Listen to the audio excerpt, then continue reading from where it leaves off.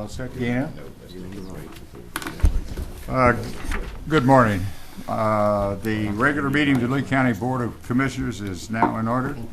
Our county attorney, Mr. Hoyle, is going to give the invocation and remain standing for the Pledge of Allegiance. Bow our head. Oh God, our Father, we thank you for the gift of freedom. Give us the wisdom to use it correctly by surrendering ourselves to your service, knowing that when we are your willing bondsmen, then only are we truly free. We pray that you strengthen the men and women of our armed forces, keep them temperate in all things, that they may serve you without stumbling and without stain. Help them to do their duty with prudence and with fearlessness, confident that in life and in death, the eternal God is their refuge, and underneath are the everlasting arms. Almighty God, as we approach Election Day, we humbly beseech you to guide and direct the minds of all who are called to exercise the responsible duty of electing fit persons to serve in the government of this nation, state, and county. Grant that the effect and right issue of their choice may promote your glory and the welfare of your people. And to all those who shall be elected, give, we pray you, the spirit of wisdom, courage, sympathy, and true godliness. Bless the members of this board and guide them in their deliberations this day, and may all that transpires here be pleasing and acceptable in your sight. These things we ask in your holy name. Amen. I pledge allegiance to the flag of the United States of America and to the republic for which it stands, one nation, under God, indivisible, with liberty and justice for all.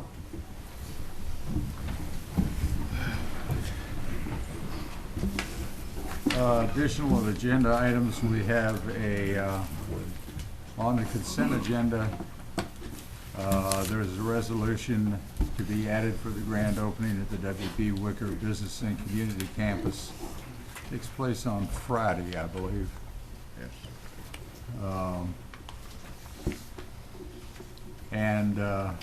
I'm going to ask Mr. Brown if he, after we approve the consent agenda, if he would read that resolution. Are there any other additions to the agenda? Actually, that's my resolution. Oh, okay, we'll ask Commissioner Reeves to read the resolution. Okay. Is there any, start on my left, Ms. Pestle? Well, I got one thing I want to bring up, but I can do it during commissioners' comments. It's not earth shaking. Okay. Same here. Chair? Mr. Mon. Yes, Mr. Chairman, I'd like to pull item I, reference for closed session, personnel. You want to have a closed session? Yes, sir. Okay, so your motion is to pull that from the consent agenda and to have a closed session concerning personnel matters Yes, sir. following commissioner comments, which would be item 10.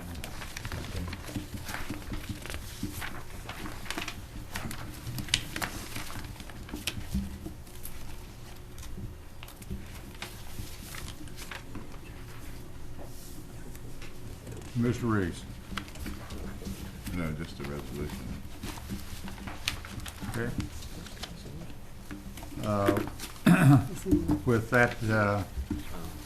that amendment, I entertain a motion that the agenda be approved. So moved. Moved by Commissioner Milan, the agenda be approved. All in favor say aye. Aye. All opposed? Motion is adopted unanimously. Approval of the consent agenda. Item I has been removed for the other items, including the resolution of the grand opening of the W.B. Wicker Business and Community Campus. Entertain a motion that it be approved. So moved. Move that the consent agenda be approved. All in favor say aye. Aye. All opposed? The motion is adopted unanimously. Mr. Reeves, would you read the resolution, please? Resolution with respect to the grand opening of the W.B. Wicker Business Campus. Whereas the grand opening celebration of the W.B. Wicker Business Campus has been set for Friday, November 3rd, 2006 at 900 South Vance Street, Sanford, North Carolina at 3 p.m.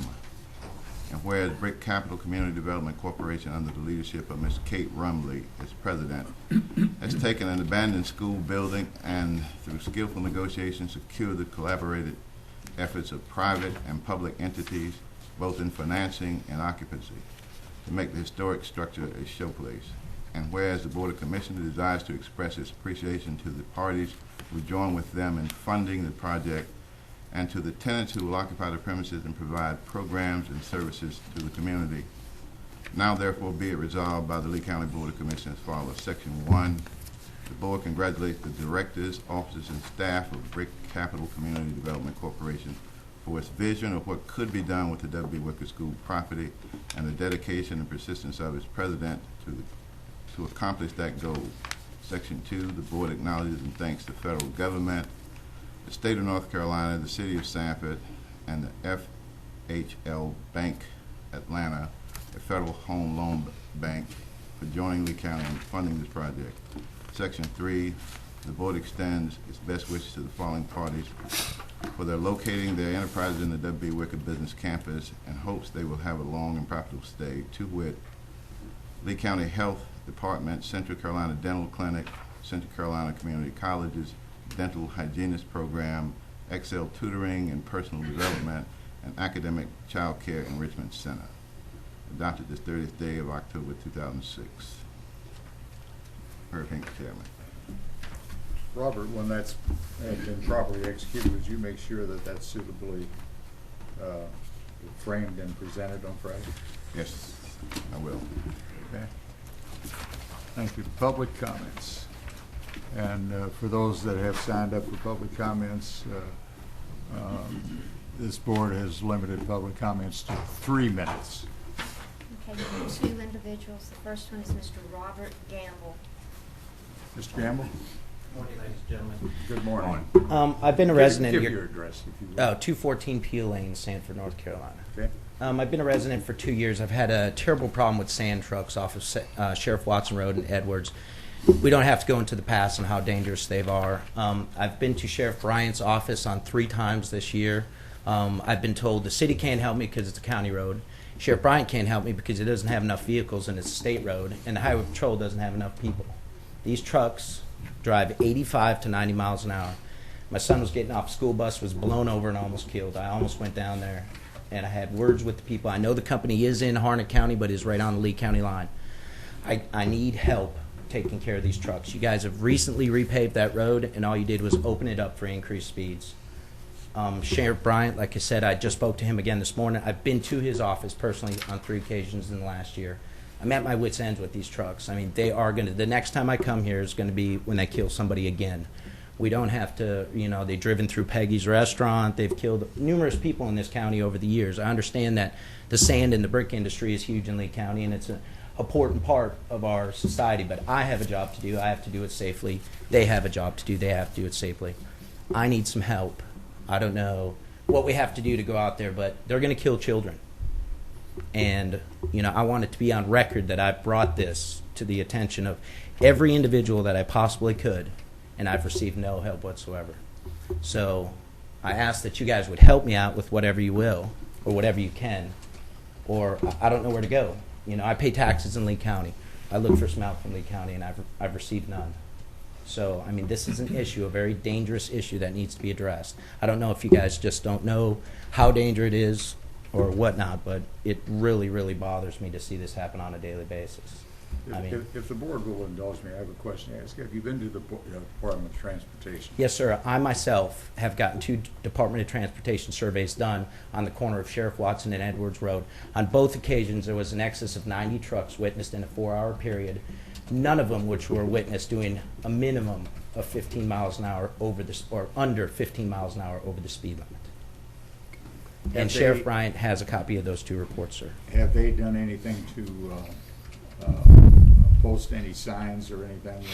They do have, at the corner of Sheriff Watson Edwards, is a sweeping right-hand turn. They have reduced the speed limit there, but without law enforcement there to enforce it, it just goes unrecognized. And excuse me, I forgot the name of the state patrolman. I asked them at 4 o'clock in the morning when I get up and go to work.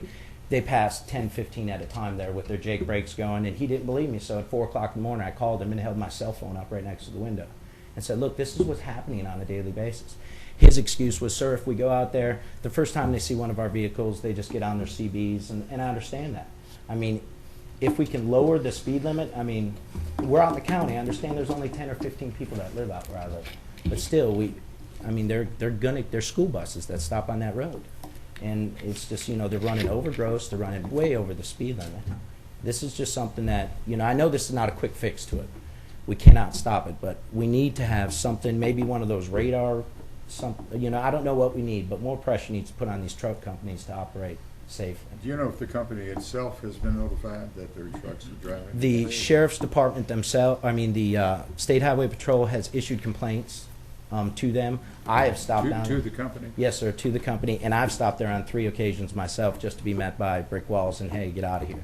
You know what I mean? They don't want to hear. I'm just a little person in this big multi-million-dollar industry.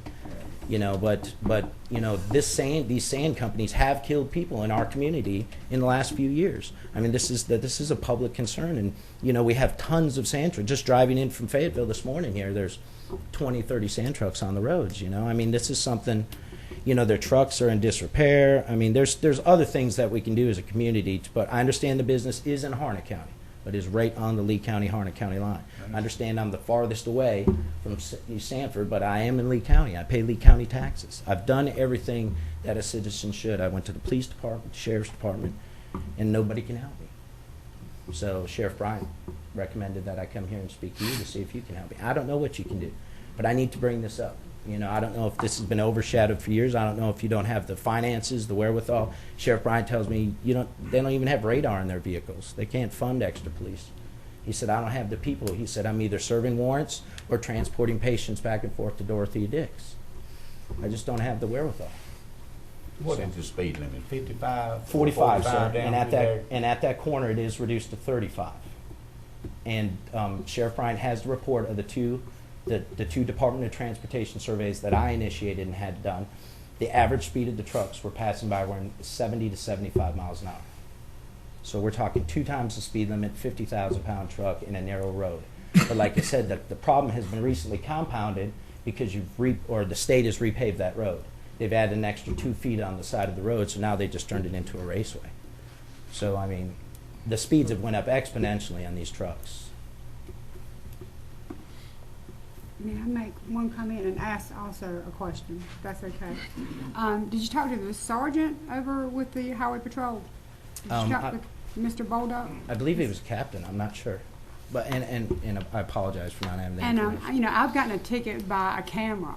And I'm just wondering if we shouldn't investigate the, That was last week. Well, I'm telling you, at this point, if you guys tell me how much it would cost, I'll pay for it out of my own pocket. If I need a radar machine, that's how much. My point is I don't want to come to you in a year with my son in a casket, because then I'm really going to be upset. My son gets off a school bus there, and these trucks drive by. I've done everything but drive my personal vehicle in front of these trucks to slow them down. There are plenty of innovative techniques out there. One of the most innovative is on 421 where the road construction is being done. I don't know if you've seen it or not. Correct, yes, sir. They have a battery-powered patrol car that just sits, and they replace it every now and then with a real patrol car. So Right. you don't know if you're getting the real one or not. And it's been very effective in keeping that safe despite the construction. So there are solutions out there. It's just we need to act and get Yeah, I something just asked for some help. I know you can't change things overnight, but I think the really need least some help. that this board could do if there's no objections is to write a formal letter to the company requesting that they notify the drivers of the sensitivity of obeying the speed limit on this particular road. I think we should. I've had a, Well, if they're not the only trucks on the highway, I don't know what company you're talking about. I certainly certainly Gina. sympathize with what Yeah. you're going through.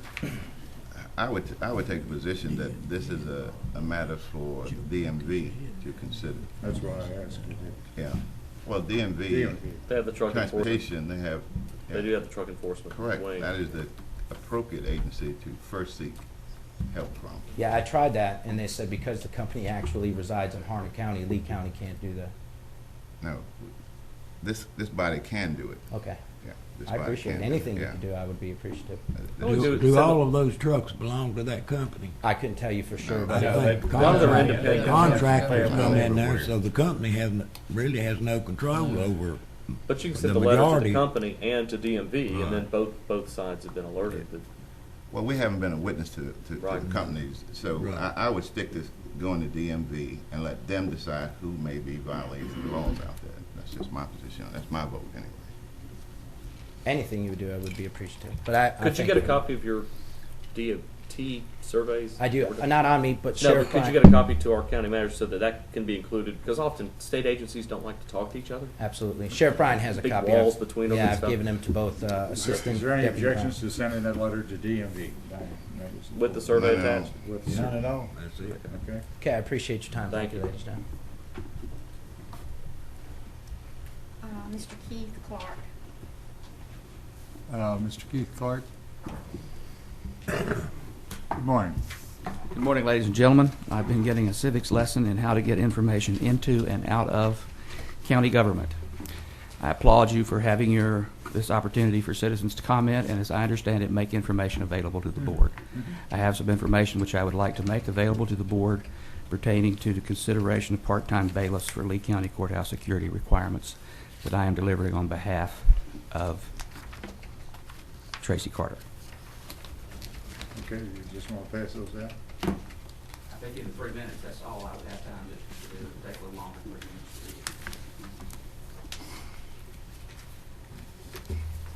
Thank you, Mr. Chairman. I'll read that one.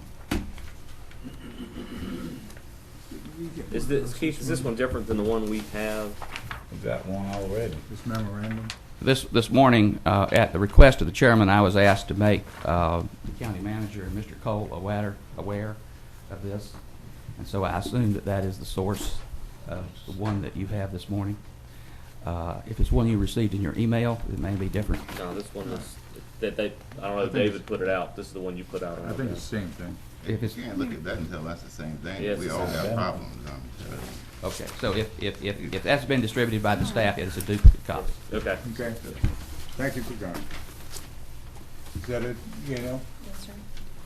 We now go to old business, request for additional sheriff department courthouse security personnel, Captain James Estes.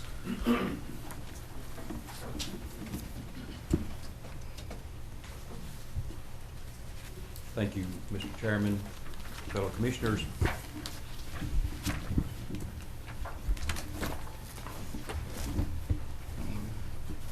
We received a memo back on October the 6th that invited us to come and request or present the department staffing concerns to the board at that meeting. Assistant County Manager Kenny Cole provided you with an update on what the security committee had determined would be the best and most effective means of securing the Lee County Courthouse. The presentation also included certain PowerPoint presentations and pictures, which I was here at that meeting, if you remember, and I shared with you our concerns of the number of bailiffs that we did have currently, which is 3 full-times and 1 part-time, and what we consider to be necessary to continue and to actually implement the new security procedures. On October the 17th, we received another memo that stated that we were to come with an agenda package or present an agenda package.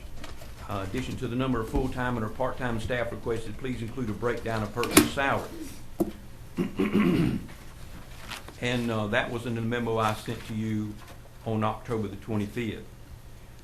And in that memo, I wanted to lay out before you the job description that we felt was important and what would be required of the 2 bailiffs that would be positioned at the doorway.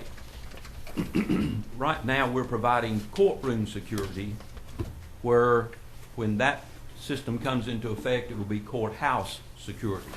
Everyone will have to come through a funnel. The day that I wrote the memo, we had about 330-some probable cause cases that were in our courts. Now, not only is the person involved there, but also people that they bring with them. I brought Mr. Jimmy Davis with me this morning to share with you some other information about what goes on in our court system. And Mr. Davis is a former town manager with the town of Broadway. He's currently on the town board in Broadway, and he is working with us as one of our bailiffs. He helps me tremendously in coordinating the number of personnel we need on a daily basis. I'm going to ask him if he'll come forward and just say a few words about what goes on in our court, maybe share some of the things that he's found going through the metal detector. Some of it will be surprising to you, but I want him to share with you because he's there on the front lines. And I hope that since the 16th until today, maybe you've had time to get by there, watch the bailiffs, see the number of cases that come through, see what they do, to give yourself a better indication of what we have and what we see every day. Jim? Thank you, Commissioners. Good morning. For this opportunity to come and speak. Like I said, I'm a part-time bailiff. I'm considered a full-time, part-time bailiff. I'm paid for what hours I work. I've been in the courtroom now for 6 years. We have 4 courtrooms. We have an array of courts. Every day we have criminal district court. Every Wednesday and Thursday we have civil domestic court in addition to that. Every second and fourth Tuesday we have juvenile court in addition to that. We have about 23 weeks of criminal superior court. The first session of each month we have the grand jury, and in addition to that we have civil superior court. We have civil domestic court.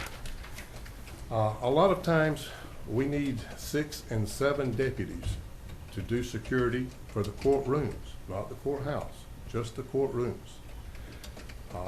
We have 4 people assigned, 3 full-time deputies and 1 part-time deputy. So it's obvious that on numerous occasions, about 75% of the time, we have to take deputies off of the road to work court. We use the civil department. Sometimes we use a regular road deputy. Sometimes we use the target team. Usually 1 week of the month, we have sufficient courtroom staff to conduct court. The rest of the time, we have to borrow help. Like Captain said, sometimes we have 350 people scheduled for probable cause court. And if you have criminal superior court going with the jury, there is a lot of congestion in the courthouse. We operate upstairs in the courtrooms. If you remove the metal detector and to place it downstairs, then that's going to take additional help to go downstairs, because we don't provide security for the courthouse. Occasionally we have to, because if there's a problem downstairs, last week we had a bomb threat, and that involved the whole courthouse. But we work hard at providing security primarily for the courts, the judges. It takes 1 man to run criminal court, whether it's district court or superior.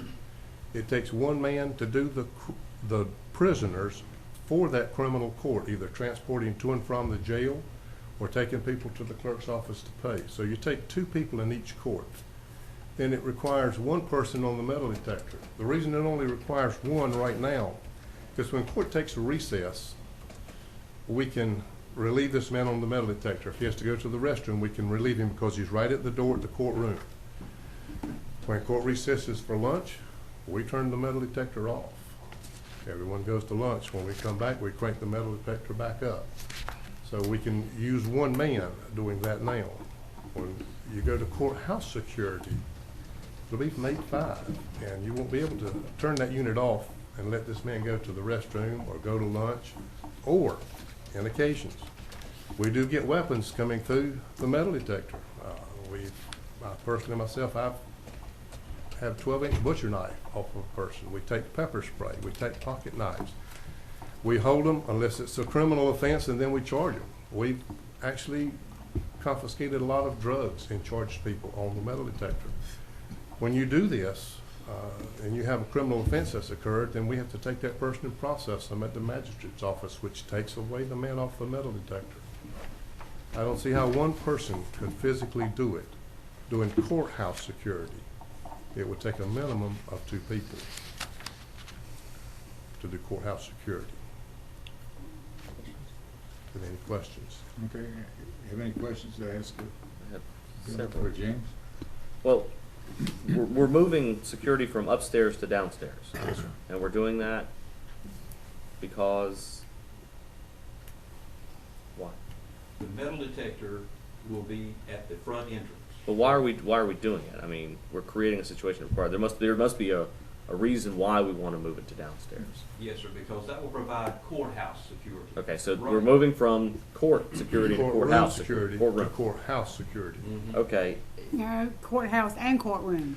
Well, the courthouse right. security would encompass the entire building. but you're not Right going to have now, the we metal. But only you're provide saying you security still for the have to secure the courtroom. Rooms, yes. Right.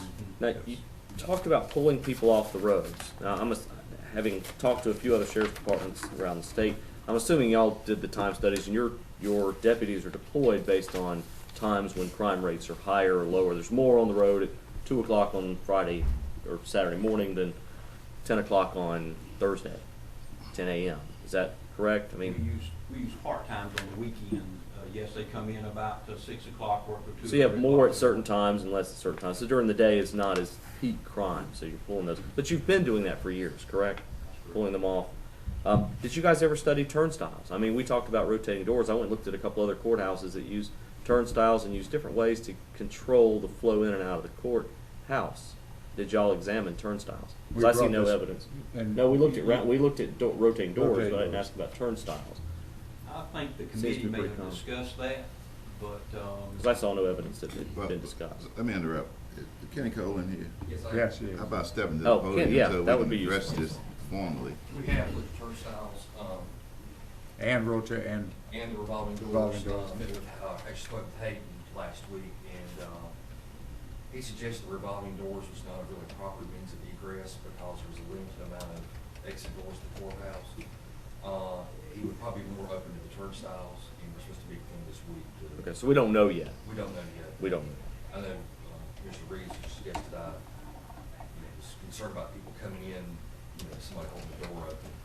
But I don't think, there's always, he felt like it may be a legal issue that, the courtrooms hold 495 people, and it may be an issue of restricting, means of egress to the building. Well, you have the doors that are the key doors. You can get out You that still way. get out those. So, I mean, you still I have. don't think the courthouse actually has an excess amount of exit doors, and that's Right. what he's gonna be. But I mean, in an emergency situation, you can open, if you don't have the one rotating door and you have the other doors on the side, you can open those up. You can open those. I mean, you've got 4 or 5 We're looking exits. at if all doors need to be open fully to get the 495 people out. How often, I noticed you said criminal superior court is in session for 23 weeks. That means 29 weeks a year they don't have it, correct? 52 weeks. Normally, we have criminal superior court scheduled twice a month. Right. Sometimes it's 3 times a month, sometimes it's only once a month. There's not the scheduling is not consistent, it's, Okay. Because you had used the number of 23 weeks. yes, sir, that's the number that we had scheduled for this calendar year. Okay. And you said when all of these, in the memo from, I guess, Captain Estes, said when all of these are on the same day, all these criminal districts. So how often does that happen? Same day? That you have criminal district court, civil district, criminal superior, and civil domestic. In How the- often does that happen on the same day? In the month of October, the first week of the month, we had civil superior court, criminal district, and on Wednesday and Thursday, we had those 2 courts plus civil domestic. So you had all 4 or just 3 of the 4? 3. 3 of the 4. No, But there was- I'm asking, you said when all of these are on the same day, it takes 6 days. How Okay. often does that happen? Because what's being requested here are full-time people, not part-time people. On the third week of the Yes, sir. month, the 16th of October. Superior Court is scheduled by the state, Right. But I just didn't know based how on the often that availability happens. of judges and the caseload. On the 16th of October, we had civil district court with a jury, we had criminal district court, criminal superior court with a jury, and the grand jury. It took 7 deputies that day That just day. to work court. And how often does that happen, I guess is the question. Usually that week is at least 2 times a month, sometimes more, depending on how the state has scheduled court. The state schedules the superior court, whereas the county court, district court is scheduled by our chief district court judge, Andy Corbett. And we do not get that schedule until Thursday for next week, so Because it sounds like you have peaks and valleys. that we do. Some weeks we only have district court, and then on Wednesday and Thursday, civil domestic court. So it would take 3 deputies Monday and Tuesday, 4 on Wednesday and Thursday, 3 on Friday. But this usually happens 1 week out of the month. The other 3 has 2 or more courts. And there's another statement in this memo, I didn't see in the previous one, it says cost of part-time deputies, none available at this time. Has this been advertised? Do we know there are no potential available deputies part-time in the whole county of Lee? We have a part-time deputy staff called special deputies. And these deputies work full-time jobs in other places plus, but they come in on Friday nights and Saturday nights during those times that you talked about. These people are not able to leave their full-time job and come and help us on a So part-time you're basis. referring to your current staff? That's No, the current okay, staff. so you're not saying that there are no part-time deputies available that could be hired? I mean, we don't know that. There's none That are on your staff, but I'm saying we don't know if there's If potential other part-time that, they were we out can't there, say. they would have to decide to hire. And the last question, I guess, is for Captain Estes. When we went through the budget process, which wasn't that long ago, why was none of this discussed in the budget process, really? It took the committee a while to determine how they wanted to secure the building. And during the time, excuse me, that we were doing the budget process, we were still in deliberations as to how we wanted to secure that building. We asked for a captain of operations, which would have been his job to secure and coordinate the bailiff situation in the courtroom. That would have been one extra person that was denied. And so once we determined, and of course we've been telling the committee all along that if you put that downstairs and lock that other doors and you have one entry point, let's say a funnel, you're going to need more personnel, because we shared with them the amount of people that it took to run our courts, to protect our judges, protect our court personnel during a regular daily basis. You're still going to have a problem, which we need to just mention it, is that if you have people downstairs, our bailiffs in the courtroom, the fights start on the upper level. They go outside the courtroom, and that's where they talk about, well, you took my house, or you did this, or whatever. We'll have to address that. These people can't leave their judge. It may have been a diversion in that area so that the judge could be harmed. So we'll do the best we can with what we can get, because there's still problems with the design of the building, which you are not responsible for. But there are some problems that will have to be alert. These fellows, when they're in the courtroom, protecting that judge and those courtroom personnel, they're on alert, because it could happen at any minute. Somebody could make a running dash for the judge. They've got to be alert. So they can't be moving too far away from their judge. Mr. Chairman, I don't know of any fight-free buildings, period. They're subject to breakout anyway, so we can't guard against that. What we can do is work on the problem that we're trying to discuss here this morning, that is securing the courthouse. I don't have any doubt that one person won't be enough to handle what we're talking about. The committee recommendation and the setup surely suggests to me that you've got to have at a minimum 2 people. I would offer one position and recommend that you use that with the idea that you might consider 2 part-time people as opposed to 1 full-time person. I just don't see how you can manage it with one person down there. I looked at it this morning. I came through there this morning. I do a lot of traveling, and most places I've gone, most courthouses I've gone into have 3 people. And the committee may be of the opinion at this point that 1 will do it, but I don't see how that will do us any good. So I'm going to move that we allow for 1 position to be used and recommended that it be used for 2 part-time people or 1 full-time person. But I think that ought to be up to the sheriff's department and not me. And that we revisit this subject matter after careful study has been made over the next few months. From 90 days to 180 days, 3 to 6 months. Okay, your motion is for One. one additional Yes, sir. for the equivalent of 2 part-time. That's correct. To be decided by the department. Okay, motion is on the table. Is there any further discussions on this issue? I'd like, how many detectives does Lee County have? We have 7 at this time. I don't ever see any of them around anymore. What do they do during the day? Couldn't you use them for courthouse security if it push comes to shove? I'm not trying to be facetious, but according to the paper, I don't see where you're having a lot of break-ins and stuff. Well, they're investigating crimes, all types of crimes. People come in and file a report, then they have to investigate that. It's break-ins, it's larceny of vehicles, larceny from homes, and they're investigating cases. They have a case workload, a pretty high workload.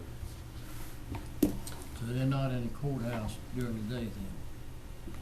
They may come into the office for a little while, they may stay a little while, they go back out, they investigate the cases. Like the other day, we had one investigating a break-in, one in Harnett County investigating a break-in that happened here in Lee County. They're real busy.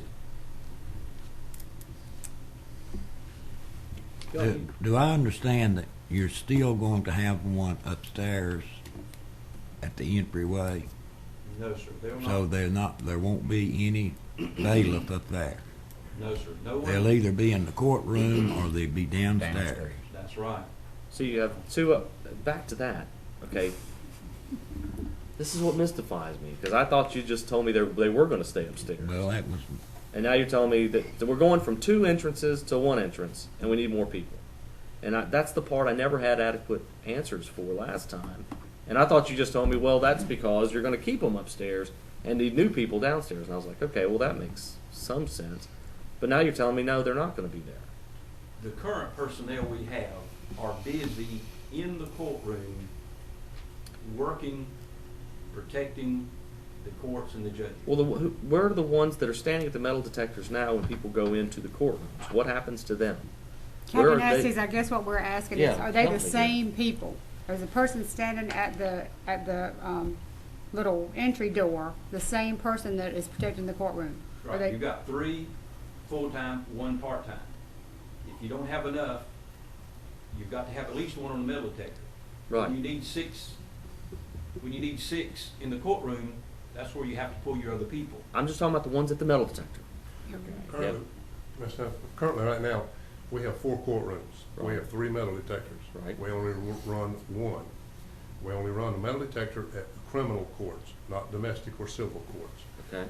That 1 man works the metal detector directly at the entrance to the courtroom doors. Okay. If you remove that there and take it downstairs, then you're not providing for the courtrooms. That's what we're doing now. That one person, One person provides security. is that just person for- going to move downstairs or not? If It would take one That's where I'm person- trying to, I just one can't get a person- straight answer here. that It's very one person frustrating. Could move downstairs. Could. But yes, he would. He would move downstairs. But then one person could not provide adequate coverage for the security for the whole courthouse. Right now, we're just providing it for 2 courtrooms. What do we do with our other metal detectors, by the way? They're Why- sitting idle. We have 3, we use 1. Why do we buy 3 if we only use 1? They've You always can't been- tell me. They've always been there, since I've been there. Can you tell me? We don't There have has a- been a time when, over at the civil court, If we have a criminal case, a capital case in the old courthouse, then we take a road deputy and assign him to that metal detector for that specific. Okay, so scene. they haven't been sitting idle. We do use them. We have used courtroom number 4 one time in the last 2 years for a criminal case. And then we went and bought a 4th metal detector. it was given to us on a grant from. It's still taxpayer money But that technically provided now- for that metal Technically now, detector. we have 4 metal detectors, one at each courtroom entrance and the new one downstairs. How many do we need? One if you're gonna have courthouse security, but that would not provide security for the old Superior Courtroom. Across the way. Across the way, no, sir. How much can you get for it if you sell it? Just tell me that and get rid of them. Nothing. I have no clue. Well, try and this is sell a- them so we can stop talking about it every meeting. Yeah. That's just kind of, seems very, at some point, like something was being very wasteful. I don't, maybe I'm the only one that sees it that way. Captain Estes, if we give you one more, how much is that gonna One more help? person, not another metal Right, detector. one more It cost person. you $44,000 according to this. One more person. Why? Just split it by 2. Got the cost there on page 108. And I appreciate Mr. Reeves taking time to go and look. And he himself has agreed that you can't run the courthouse security with one person. If we have one, we will try to locate people who will come and work the other part-time. Because we need 2 people downstairs. If we pull one from upstairs, one of our other people, then that gives you 2 full-time and 1 part-time, that's 3 people. Then when they have their court situation where they need 6 people, not counting the one on the detector, you need 6 people, I gotta pull 3 off the road. Still have to do that. Have you done an analysis on what, on part-time staff and the impact that would have if you had part-time? I see no evidence that a study of part-time staff and Mr. Cole, did you guys look at what the impact of part-time staff would be on this? Committee didn't want to get involved in national staff and the sheriff's department. So did you guys do an analysis on what the impact of part-time staff would be? I again, find no evidence that that has been looked at. I don't understand what you mean by an impact of part-time staff. Meaning, was, Cost. Cost. with respect to cost, and with respect Cost to effectiveness. being able to do it, cost effectiveness, have you studied that issue? In our memo, it states down here how much it would cost for part-time, $11.67 an hour, and then that they have to be there from Monday through Friday, 8 to 5. It doesn't say that on the cost of part. It just says A, salary, $11.67, B, none available at this time. See what I would consider an analysis of that breakdown. But Captain Estes, let me just ask if I'm hearing this correctly. But it sounds like 2 days out of the month, you have this scenario where 3 courts possibly are going on. Is that about right? 2 or 3 weeks of the month. 2 or 3 weeks? Yes, ma'am. Gotcha. And are those full days? Are some of those courts over by lunch or just what? It varies. Some days they go till 5 o'clock. Some days they go till 3 o'clock. And on occasions, they are through by lunchtime. Well, when you were given your scenario, though, you pointed out one day. You said on October the 16th. So, that is what sounded like. It was just, But that particular week, on the 17th, there were 3 courts. On the 18th, there were 4 courts. The 19th, there were 4 courts. And on the 20th, there were 2 courts. So what was unusual about the 16th? I'm just trying to follow Well, your on train that of thought. particular day, we needed 7 deputies. The I rest see. of the week, we only needed 6. Gotcha. So they're gonna range from 3 to 7. Yes, 2. sir, and you do not know until Friday how many deputies we will actually need till next week, because we do not know what courts are scheduled. You're actually at the mercy of the judge, the chief district court judge on the Exactly. state. And the other side of that coin will probably be if the judges determine that there's not enough security upstairs, they'll make that request to this board again. The judges will. They'll inform the sheriff department that they need it, and they'll inform us. It's virtually the same thing, it's just not, one is indirect, so. But they haven't informed y'all of that at this time. Hasn't been implemented Right. yet. But I'm saying the judges haven't asked for that. Haven't seen it in Right. operation. Any more questions to ask of the two? The motion is on the table. Any further discussions? The motion is to approve the addition of one additional courthouse security personnel for the sheriff's department. All in favor say aye. Aye. All opposed? No. I'm gonna vote in the negative also. Huh?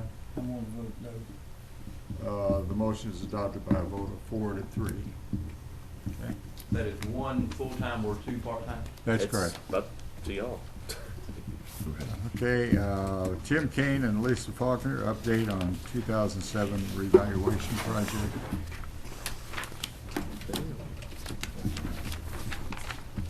Lisa, while you're coming up, I want to thank you for your help last week.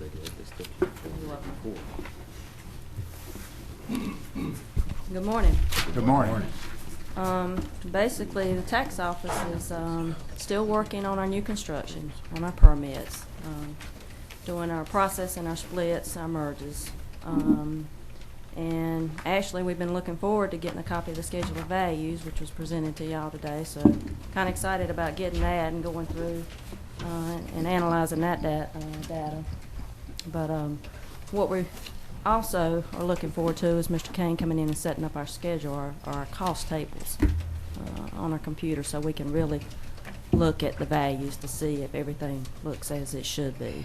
Okay, now, as I understand it, Tim or Lisa, that there is, on the meeting of November the 13th, there's going to be a work session. Correct. And that is a 9 o'clock meeting, and the work session would be held immediately thereafter. And we're going to have something to eat brought in case it'll probably go over into that. Is that your intention? And so the intention of you all being here today is not to approve, but to present this to us. Exactly. And We'll cover it that in between detail. now and November 13th, we are to review it and then be ready to discuss it. 100 pages a day from now till then. And if we could might make it utilize worse. a metal detector on the 13th, that would be great. We have some available, so we'll just bring them over. But I wanted to point out too that Lisa in the tax department, appraisal department, has done a fantastic job in a limited amount of time. Completely 180 degrees, you know, from where we started from to where we've arrived. So I wanted to thank her for that and point that out. I'm to sure you. there's not a member of this board is surprised at that evaluation. I have a question. Is there anything in particular that we should really pay attention to that's changed from what we had before? And also, you know how we've had several conversations about things that we are trying to decide whether we're going to put value on them, such as fencing and all that. Is that in here? It is, and we'll cover that in detail on the 13th as well. So- Actually, the 13th will give you an idea too of this is where we are in '03, here are the differences. It's not a wholesale change, but it is a significant change in some cases, so. Okay, do you, and obviously, none of the commissioners had a chance, could you send us something that, you say that there is some substantive changes in this? Yes, sir. Can you send us out a memorandum through the clerk on what those substantive changes are? I'll do that, and I'll give you a percent change. What would you from please? I Yes, think sir. that'd give us something to, to look at, because there's, several on the board that went through this in 2003. And so whatever changes, I think that they should be highlighted. If you do that, please, Tim. And as soon as possible. Since I can have that to her today. Okay. And I apologize if I made you repeat something that you had just said, because I was, obviously my head was somewhere else. Sorry. Okay, does anyone have any questions to ask of, Tim, I have a general question. How's that 99% looking? Oh, I think you're gonna be pleasantly surprised. Is that, We had 110. Well, it's gonna be 89. yeah, okay. Well, it was made a lot easier last time that I was here when we agreed to put all the increase on Mr. Reeves' house. So it's basically made it a lot easier than everybody else. See if Captain Estes still out there. Did you pick up the swimming pool and the tennis courts on that? If he did, he was on Willing Avenue. Somewhere else. It wasn't on my Well, place. what's the impact on a slow, just a general question? I think I know the answer, but I'm gonna ask anyway.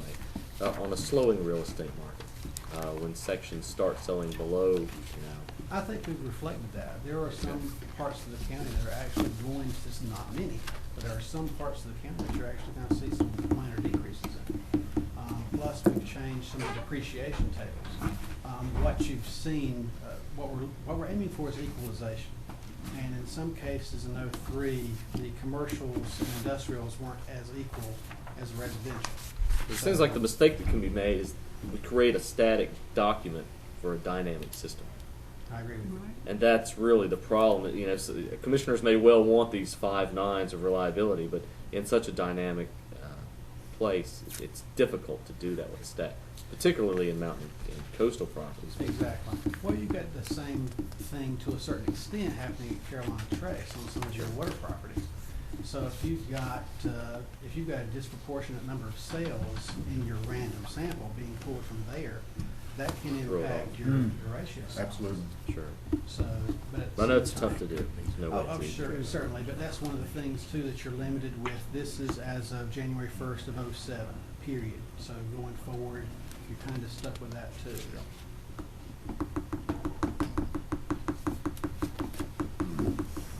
Does anyone else have any questions to ask of Tim or Ms. Faulkner? What kind of timeline do you have in mind for adoption? Is that pretty open right now? Or? We'll discuss that at 13th, but I think it's December 4th, I believe, is what Right. we got down as far as the scheduled date. Yeah, I see that, which would probably be our first Monday in our first new board. So, for whatever reason, well, it's 13th, it'll be after. We were going to invite the Okay. commissioners-elect as well as the Board of E&R to that work session. Okay, and may want to schedule some additional time for that benefit. Okay, Tim, Lisa, thank you very much for coming, and Thank you. thanks for this, and we look forward to the work session. Thank you. Make it interesting. Before we get to new business, at our last, if you all recall, we had a public hearing on a rezoning at our last meeting, and the planning board tabled it. I don't know when they're, when they plan to bring it up again, and that's why you don't see it on the agenda. We have no recommendation from them. That is the one off US #1 Coleman Road. Yeah. That's correct. They tabled a recommendation on that, which I assume was split. Also, the Joint Planning Commission Board, which was to meet last Tuesday evening, they did not have a quorum, and so they didn't meet, and that was to bring up the political sign issue. And as of right now, they have not rescheduled a meeting. So I'll let you report on that. We'll now go to new business. Mr. Adcock considers salary increase for members of the Board of Equalization Review. And inasmuch as this board appointed me as an alternate, although I'll probably never partake in these immense proceeds. Come on up, Albert. I am going to, with the board's permission, refrain from any discussion or a vote on this issue. Mr. Adcock. Good morning. Good morning. I might start this by saying none of the members are aware that I have requested this. I purely and simply are requesting it due to the fact that it started at $15 an hour 9 or 10 years ago, and it just seemed reasonable to me that there should be an increase. They're all very dedicated. We spend a lot of time, try to do a good job, and then in addition to that, I want to make sure that any member that I ask to go look at a piece of property is paid for their time. I feel very uncomfortable asking a member to take their time and go look at property and them not be paid for that time. And we have found it very helpful that at least one of us have looked at the property prior to the public hearing. Sometimes we table it and all of us go look at it, but that's very unusual because most of the time we're able to take care of the matter at the public hearing. That is one of my requests. The second is that, and I think I've heard something about this morning, that we have someone come in to help educate us on what we are to do and can do and can't do. The third thing is that we need to get Johnny McBurns, Angela Martin McLeod, and Jack McNeil reappointed as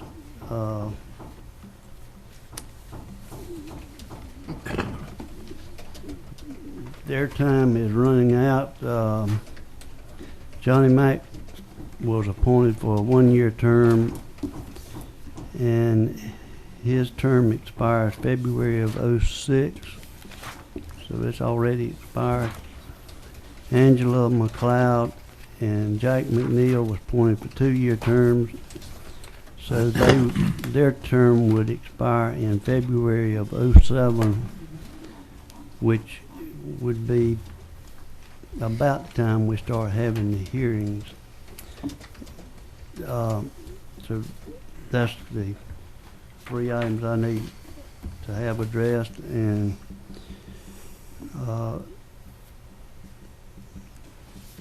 we'll be glad to answer any questions you might have. You only have one that needs to be reappointed at this time, is that correct? That's correct. Have we advertised for Not my that? question. We did, didn't we? No, I don't know. Yes, we did. We did? Well, there's one in your agenda package and one in your supplemental agenda today. Those are the only 2 applications I received, in addition to Mr. Hanks's. Mr. Hanks has already been appointed, though. Yeah. These were for the additional That was 2 for the alternate Right. positions. The 3, they And I asked for didn't 3. address that because I But felt like he's talked about reappointing Johnny From Mac it. Burns. Right.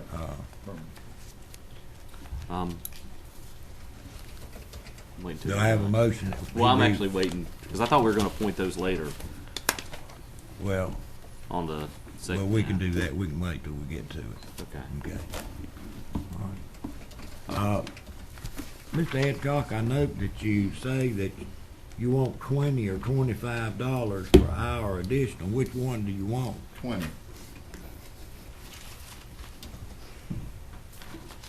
whatever the board feels like they can afford to give. Do I hear a motion on this request? I have some questions. I'd Well, like to we'll have ask. questions after we get a motion. Okay. So moved, $20. All right. Any discussion? Mr. Smitherman, have you done an analysis of what the cost of that would be? I mean, we have a rather lengthy reval. It's probably going to be very contested in some ways. There's going to be a lot of time, and I'm wondering, have we done any kind of, tried to ascertain how much time? Because based on $20 an hour, and we're covering site visits too now, how much money are we talking about? I have not done anything recently. I know that Mr. Kepley, in his original budget request that was approved July 106, did put together some estimates on how much time the board and ENR would spend. Of course, But it was not based on site visits. It was not based on $20 or 20 whatever, 5 an hour. I don't think so. I think Right. his analysis was done on meeting 'Cause, time. Mr. Adcock, what I appreciate most about your memo was, one, you took the time to look into this, and it hasn't been addressed in a long time. And number two, that your line that says, understood this is a public service avocation. I mean, that is why people hopefully are doing this and not for the 20, 25 or whatever an hour. And I do think that it is imperative that the time required to do the inspections be compensated. Because that is time that people are having to drive and do. And we cover mileage and 20 to 25 an hour, right? So they get mileage on top of this. They have in the past. My only reticence to support this, I think it should be that we should cover the time to do the inspections. Clearly, we can do that now. We can do the reappointments shortly. I am concerned about the money. I think it should be adjusted, but I think we should know how much it's going to cost before we approve financial amounts of anything. I think we would be remiss if we were just to approve stuff without knowing what the impact would be. And we don't. Does anyone here know what the impact would be? No one knows how much we're gonna have. We don't even have an estimate. Right. But my question is this, because we will know more come January. You'll know a lot more in January, kind of. I mean, I have no problem. Right. I mean, the board could easily pick that up at that point in time when they have a lot more information and adjust it accordingly. I think it definitely needs to be adjusted. And I appreciate what you did. Am I missing again? No, I'd like to Well, ask. there are a lot of meetings and planning sessions and this sort of thing that it's my understanding that you hold in your office, right? Yes, sir. All of them are not here. And Well, they're not. And that's time. There's really not many. I usually, when I'm assigning the different properties in the beginning, 9 years ago, I took it upon myself to go look at all the properties. And I said, this is too much for me. I need to let some of the others, so I started asking other members to go look. And I have found that it helps if I have someone else. We try to limit and assign the reviews in the area that person lives, so that Johnny McBurns is not driving all the way across town. Or maybe we'll have one person that just does Carolina Trace. Mr. Chairman, I have Yeah. a couple of questions and comments. So you said that this going out and reviewing the properties with other people has really kind of just started, and that's something you're really encouraging. So you don't know do you know how many properties, of a percentage, that you end up feeling like you have to go see? I just heard you say you went to all of them, or you started out that way. We try to go to all of them prior to one person, Uh-huh. the public hearing. Split it up amongst the board members. So, but in other words, every single piece of property potentially has somebody going to visit it. Yes. This is times, whatever hours that they're putting in. And, I think about the planning board and the time that they put in for the different things that come before them, with board meetings and public hearings and all that kind of thing. And we don't pay them for that, I don't believe. And I want to make sure that whatever we do is fair. Because we've got other boards that are, they agree to perform this public service. And so I'm real reticent to just up and say, well, we're gonna adjust the rate and we're gonna pay for this and pay for that, when we've got other boards that go out and do very similar functions. I do believe the planning board does receive compensation, Right. to like $25 $25 per meeting. Right. But Whether they it's don't- 15 But they minutes or don't an get hour. paid for going out and doing property. True, So I just think we need to really think about it. I'm talking about 300-400 pieces of property or Right. more. that will be looked at or more. So it takes quite a bit of their time. Mhm. But it also means a significant amount of money. I just think we need to really think about it. Okay. Any other How discussion? do you turn in your time, just on a monthly basis? Or? At the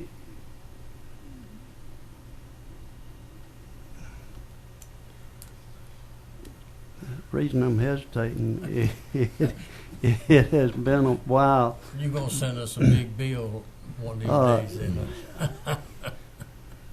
It has been a while since we've had more than one or two meetings in a year.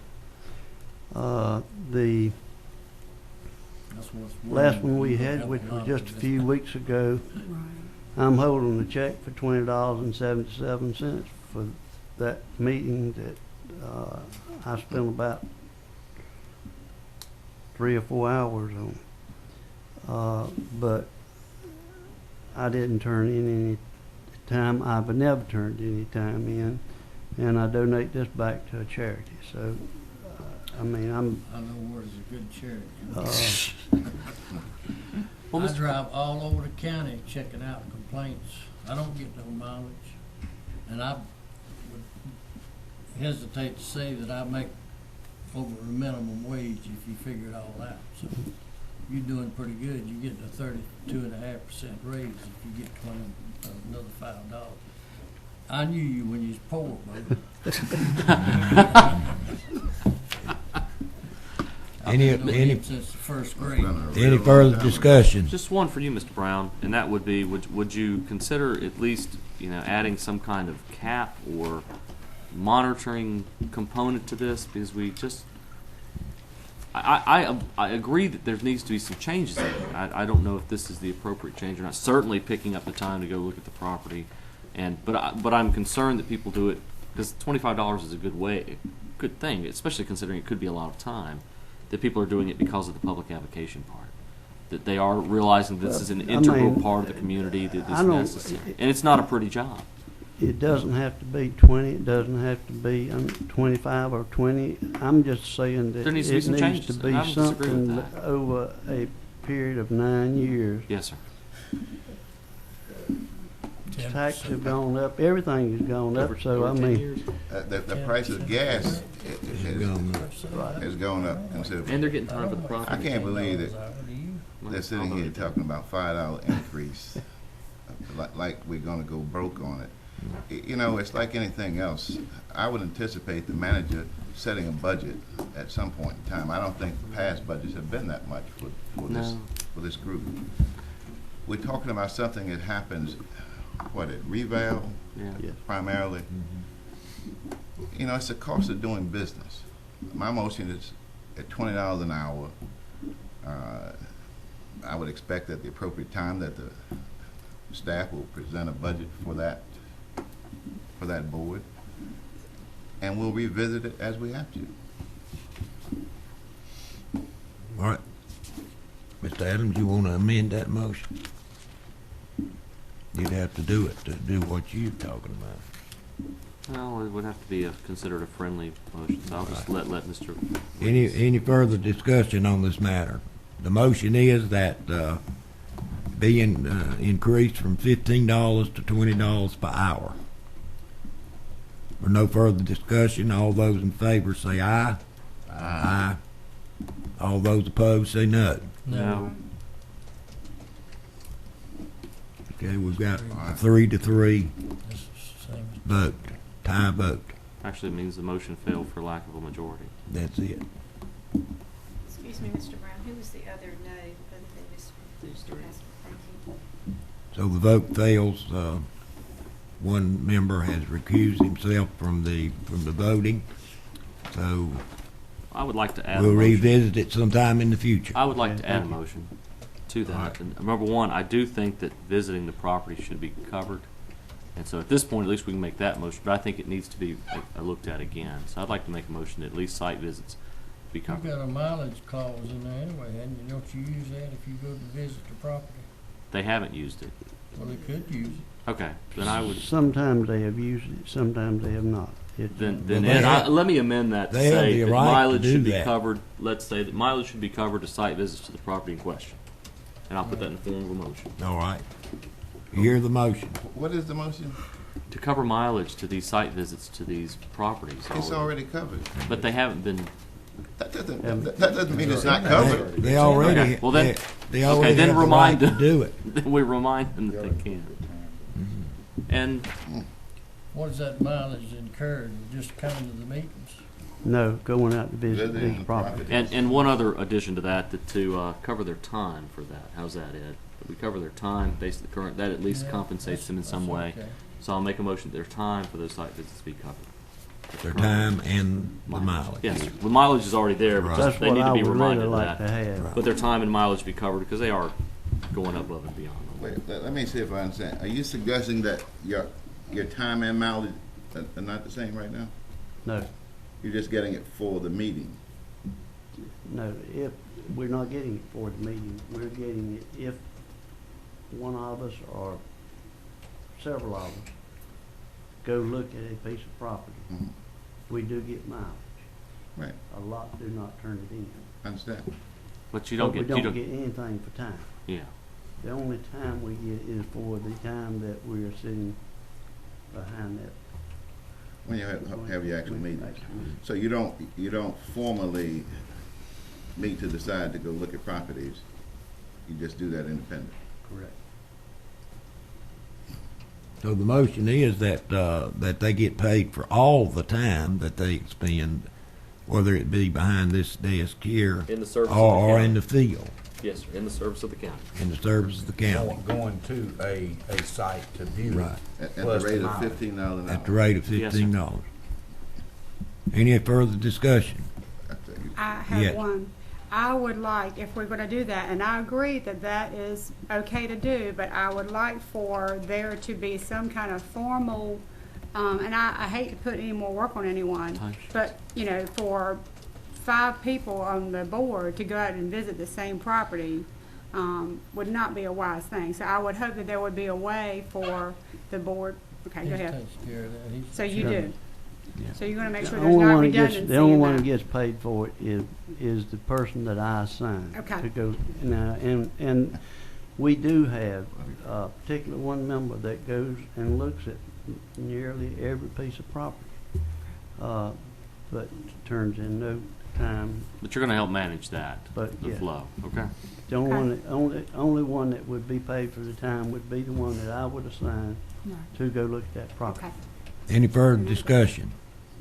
If there's none, all those in favor of the motion, say aye. Aye. All opposed, say no. Motion carries by a vote of 6, 1 recused. Got an appointment? We'll do the appointment when we come to it. Thank you very much. Thank you.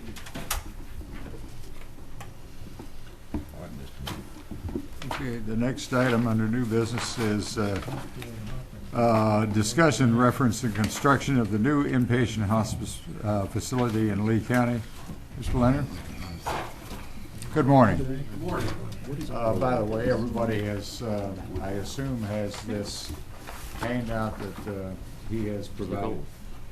Yes, my name is Rick Leonard. I represent Carrollton Home Care Incorporated, doing business as community home care and hospice. Also with me today is Candy Cole, who is our patient care coordinator and director of our local hospice office here in Sanford County, or Sanford. I'm here to tell you a little bit about community home care and hospice. I will not go into too much detail. I did provide everyone with a schematic sketch, elevation, and floor plan of a proposed facility that we're going to submit to the State Department of Certificate of Need to construct a 9-bed hospice inpatient facility here in Sanford. We're looking at 3 primary sites. One is at South Park Commercial Park. The other is 201 Commercial Drive. And our third site is Central Carolina Professional Park. What we're proposing to do is build roughly an 8,000 square foot facility. It'll have 9 beds. It'll have amenities very similar to what you have in a hospital, but they'll be designed so that they're very home-like in appearance. This would be for hospice patients who are entering their last days of life, usually their last 10 to 20 days of life, whereby our typical care in the home cannot be managed in the home because of pain and symptom management. So we basically have a hospital environment in the room itself. However, we have a home-like environment with amenities like chapel. We have computer conference rooms designed so that end-of-life issues, end-of-life business, all that needs to be done with family members, social workers, chaplain service, even legal work can be done while they're looking through these last days of life. The facility that we propose does require a certificate of need through the state of North Carolina. Typically, when we submit facilities of this nature, they're in competitive review, which means that there'd be a competitor who would also be submitting. We do not anticipate this to be a competitive review, primarily because in Lee County, there's about 35,000 hospice care days that are rendered in the county as a whole. I can truthfully say that Candy and her group do 97% of all hospice care in Lee County. We've been in operation here for about 4 years. Community home care and hospice itself is based out of Rocky Mount. We have 32 home care agencies spread pretty much straight down Interstate 95 from Rocky Mount to Robeson County. This project, we have 2 projects that are currently approved by the state. One is open in Cumberland County. One is under construction in Lillington. We have 3 projects under review, one for an additional expansion in Cumberland County, additional expansion of our facility in Harnett County, and we have one under review for Robeson County. This would hopefully be our 5th inpatient facility in North Carolina, and we obviously are submitting for your support in this project. We anticipate the construction cost to be around $2 million. We will most likely add to that campus our local office for the home care agency, which Candy operates, which is now over near the hospital, so that we would have a combined roughly 12,000 square feet. The inpatient hospice facility should employ about 26 people, which would include a variety numbers of registered nurses, LPNs, certified nursing assistants, chaplain, social worker, and administrative director, and that would be in addition to the home health agency, which we would most likely locate on that campus in a 4,500 square foot addition that would be separate and isolated, but all on the same campus. Any questions that I could answer about community home care and hospice, I would be glad to. I think I've circulated letters to you in the past, and also kind of a brief of what the hospice care program is like for the community, so I won't go into any detail on that. Taking an old public speaking professor who told me always incorporate the 3 B's: be brief, be brilliant, be gone. I'm usually successful 2 out of 3. Usually it's the brilliant part that I'm usually suffering the most from. So any questions? I would hope you would consider our support. Just one. Again, what is the source of the funding for construction? All funding, we are a privately held company. All funding would be by our company. Purchase of the land, building, construction. We have a foundation that we help support local communities with that kind of takes away some of the issues of indigent care and things of that nature. We usually provide anywhere from 5 to 6% Medicaid support for our facilities. We usually have 2 to 3% indigent care and what we consider other, and then the bulk of our actual financing of this is through billing directly of Medicare. There would be no cost to the community. We anticipate about $35,000 in annual property tax to be paid to the community, and the employment of additional individuals. Mr. Leonard, I think what you guys do is just amazing. I worked with became familiar with your hospice folks just this past year. They do amazing stuff. I'm simply appalled not by what you do, but by the certificate of need process. I think it's amazing. Here's a private company who wants to come do work. They have to get chosen by leadership in Raleigh to see if you have permission to open a hospice facility. To me, that is appalling. I think it ought to be abolished. It's a very socialized way of doing things, and it's just appalling that you even have to go through that process. This could be expedited so much more quickly without that process.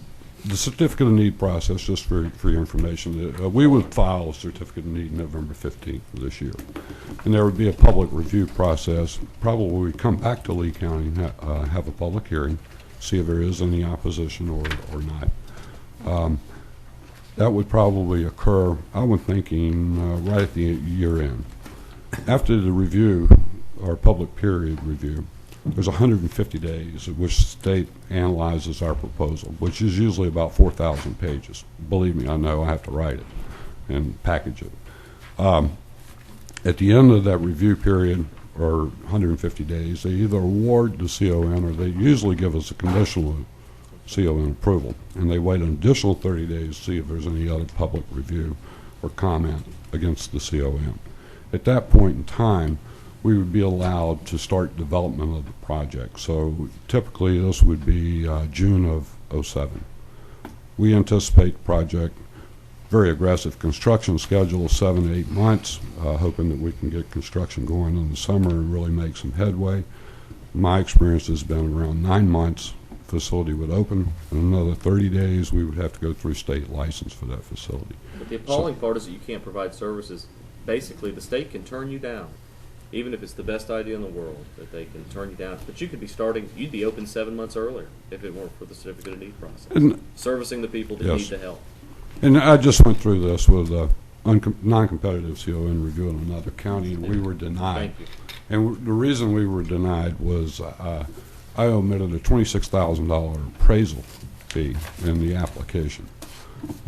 Obviously, we're going to appeal that, thinking that, the bank covers the appraisal fee and our closing costs. So it's kind of a matter of semantics of where we tuck the fee. But that's basically our project. I'd love to have community support from the Board of Commissioners. Obviously, if I submit that and it's reflected in the minutes to the state, it carries a lot of weight, and we'll expedite the project. So, Mr. Chairman, you are not, at this point, you are not requesting a resolution in support or anything like that. You're just wanting But to be I'll able make to that in the form of motion to support this. I would love wholeheartedly. to have Okay, that. and then I'm just curious, I have participated with the Central Carolina Hospital when they were going through their certificate of need process, and, I went, out of town. There were other hospitals presenting at the time, all fighting for a certain number of beds or a certain kind of facility. And so is this CON, is it structured the same way, or is it just one particular project at a time? CON is structured the same regardless. If it's So you will any be type in of medical. competition with other companies somewhere else? Well, Or- to date, there is Just no for the governor to sign competition. it. That's all they're competing for. Nobody has indicated, from my knowledge, that they intend on applying. The plus on this, if you have 97% of the market share, if there were a competitor, they could not justify the need because they only have 3%, And the goal is which to would never eliminate support. competition. The goal of the certificate of need is to eliminate competition. That's what it does in the medical And stuff. the only way I'd love to get into the great discussion about this, because I have the same opinions about the certificate of need section, having worked with them for a couple of years now.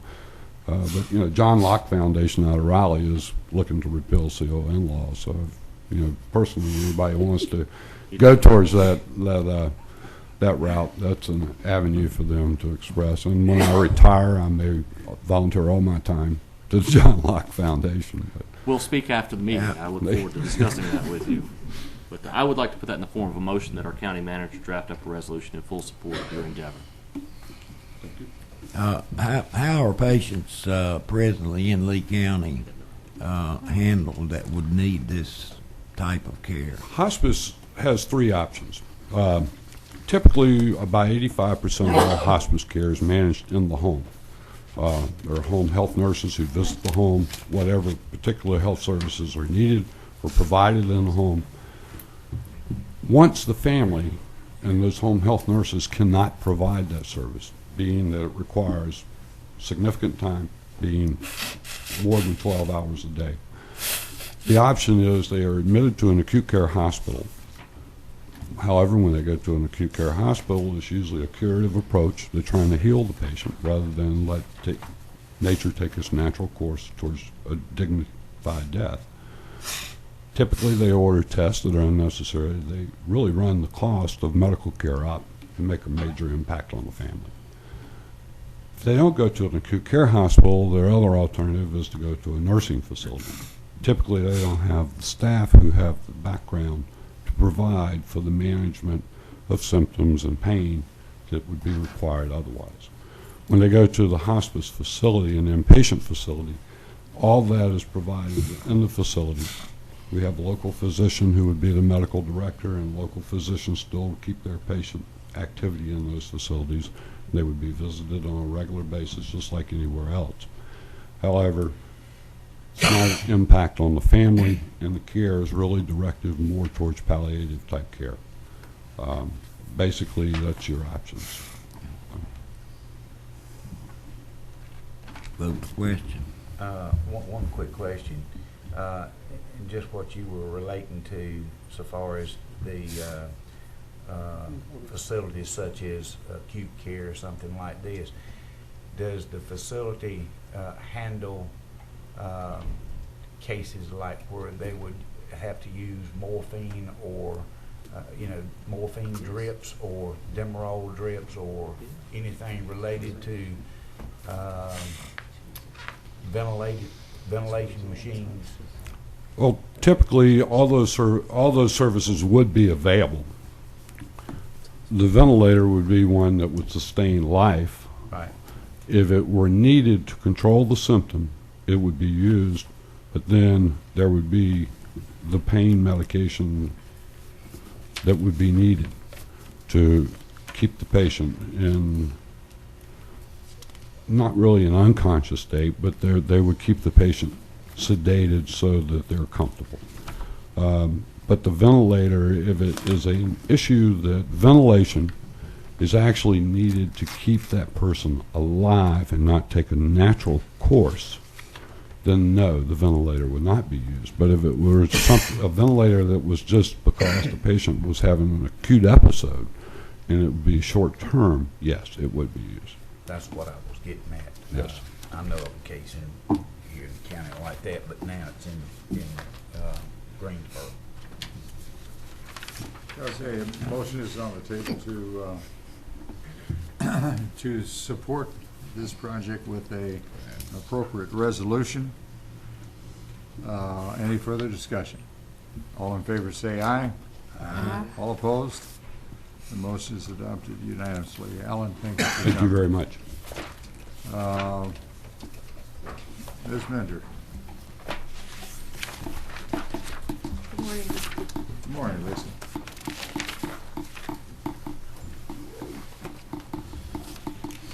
I wanted to take this opportunity to give you an update on where we finished our last fiscal year, which was June 30th, 2006 at. Each of you should have received copies of excerpts of our financial statements in your package. The full statement should be coming out to you in the next couple of weeks. Today I wanted to take a chance to talk to you about our general fund activity as well as our fund balance position in the general fund. Quick look at our debt and where we finished according to some of the financial policies you adopted in May of 2005. Look at our single audit and grants that we received, and then a quick look at our audit results, and then we'll have a chance for questions that if you have any at the end. Well, Lisa, when you go through these, as far as debt positions and fund balance, and you might well, I have not afforded the opportunity to go through that. Could you comment on your projections or what was in the budget and whether it's plus or minus? I'll Okay. give you a quick synopsis. I have Right. not done a full detail yet. We've No, been I trying to realize get that. the report done, but yes, sir. First area we want to talk about is our general fund revenues. Our revenues and transfers of funds from other funds that we have total $52,736,957 for the fiscal year ending June 30th, 2006. This represents an increase of 11.9% over the fiscal year 2005.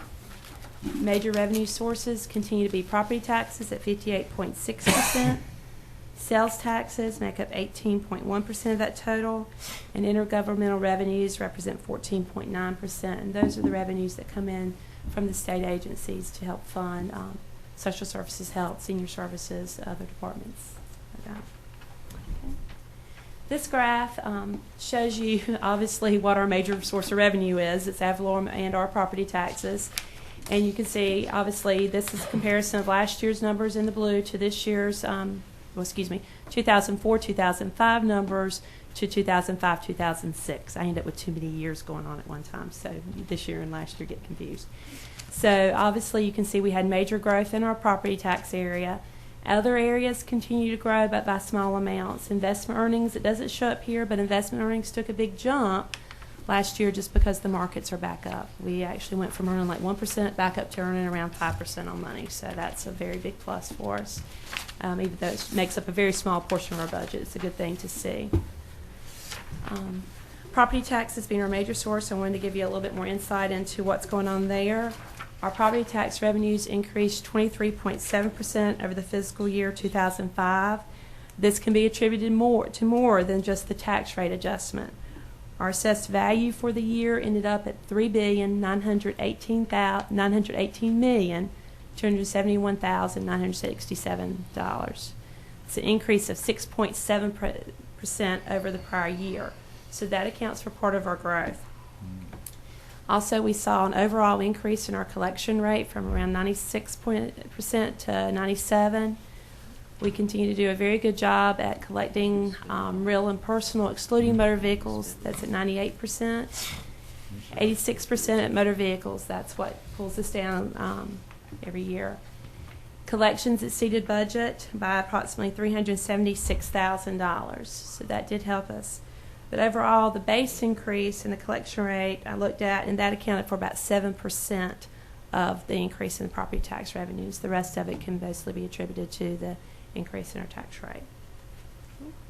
I wanted to show you the top 10 taxpayers. This information is in your financial statements every year, but I wanted y'all to be able to see it here. And what also is going to be interesting this year in the financial statements that you'll get, and that's one reason they're not ready today, we had to overhaul the statistical section. And not only will you now see the top 10 taxpayers for the current year, but there'll be a comparison to where they were 9 years ago, who made it the top 10 9 years ago. And it was interesting to see that Wythe, which now makes up 7.1% of our assessed value, was the third top 10 taxpayer 9 years ago. Okay. Static control, does that make a... No, sir. Static Control is not one of our top 10 taxpayers and was not 10 years ago. They are one of the top 10 employers, which you will also see now in our financial statements. Okay. In the statistical section. All right, that's right. Any questions? That's what they do. Okay. Moving over to the expenditure side, our expenditures and transfers out total $53,147,027. This represents an increase of 9.4% over the fiscal year 2005, and our majority of our expenditures still are going to human services and education. This is a graph very similar to the revenue graph. It shows you the 2 years in comparison. You see we had increases in several areas last year with the large increases in human services and education. This has debt service out as a separate category. If you spread the debt service to the appropriate categories, our major expenditure with 35.6% goes to education. And we'll break that down for you into the Board of Education and Community College. The majority of the funds obviously go to Lee County Board of Education. This year we gave the schools $12,171,984 for current expense. That represents an increase of 23.3% over the fiscal year 2005, and the majority of that increase can be attributed to the opening of Southern Lee High School. We gave the schools, or appropriated to the schools, $743,000 for capital outlay. And debt service related to this construction of schools accounted for $3,856,000 last year, bringing the total amount of funds designated to the Lee County schools to $16,771,000.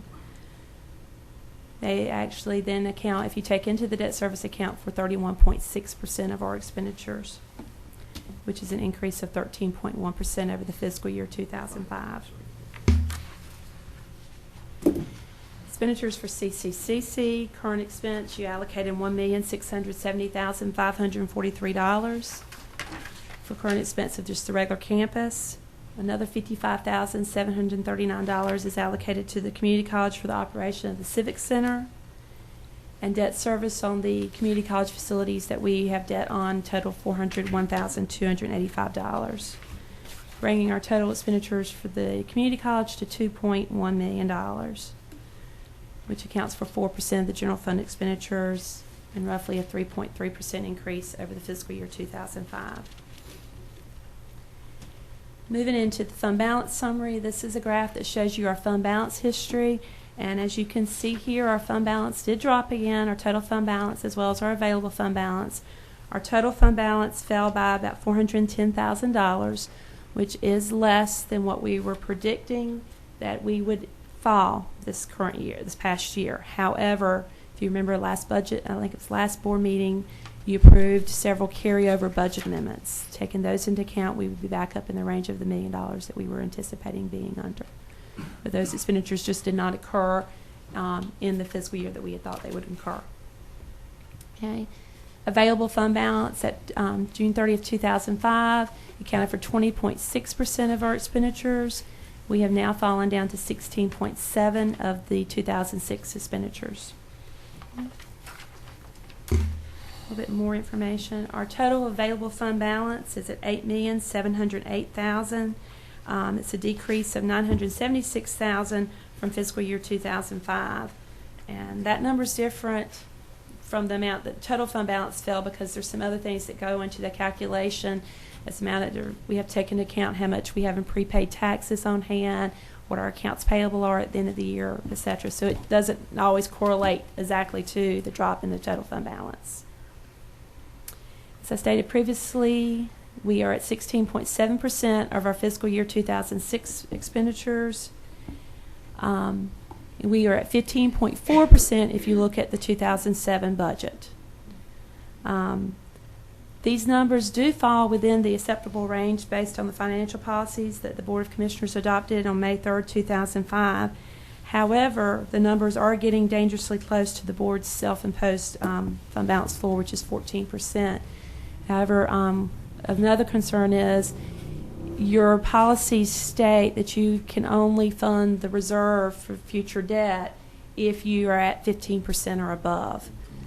So we're getting dangerously close to those numbers, and our capital improvements program that you adopted in April of 2006 is based on continual funding of that debt service reserve at 1% of our annual budget. So those things will play into that and can possibly change the scope of that program if we're not careful.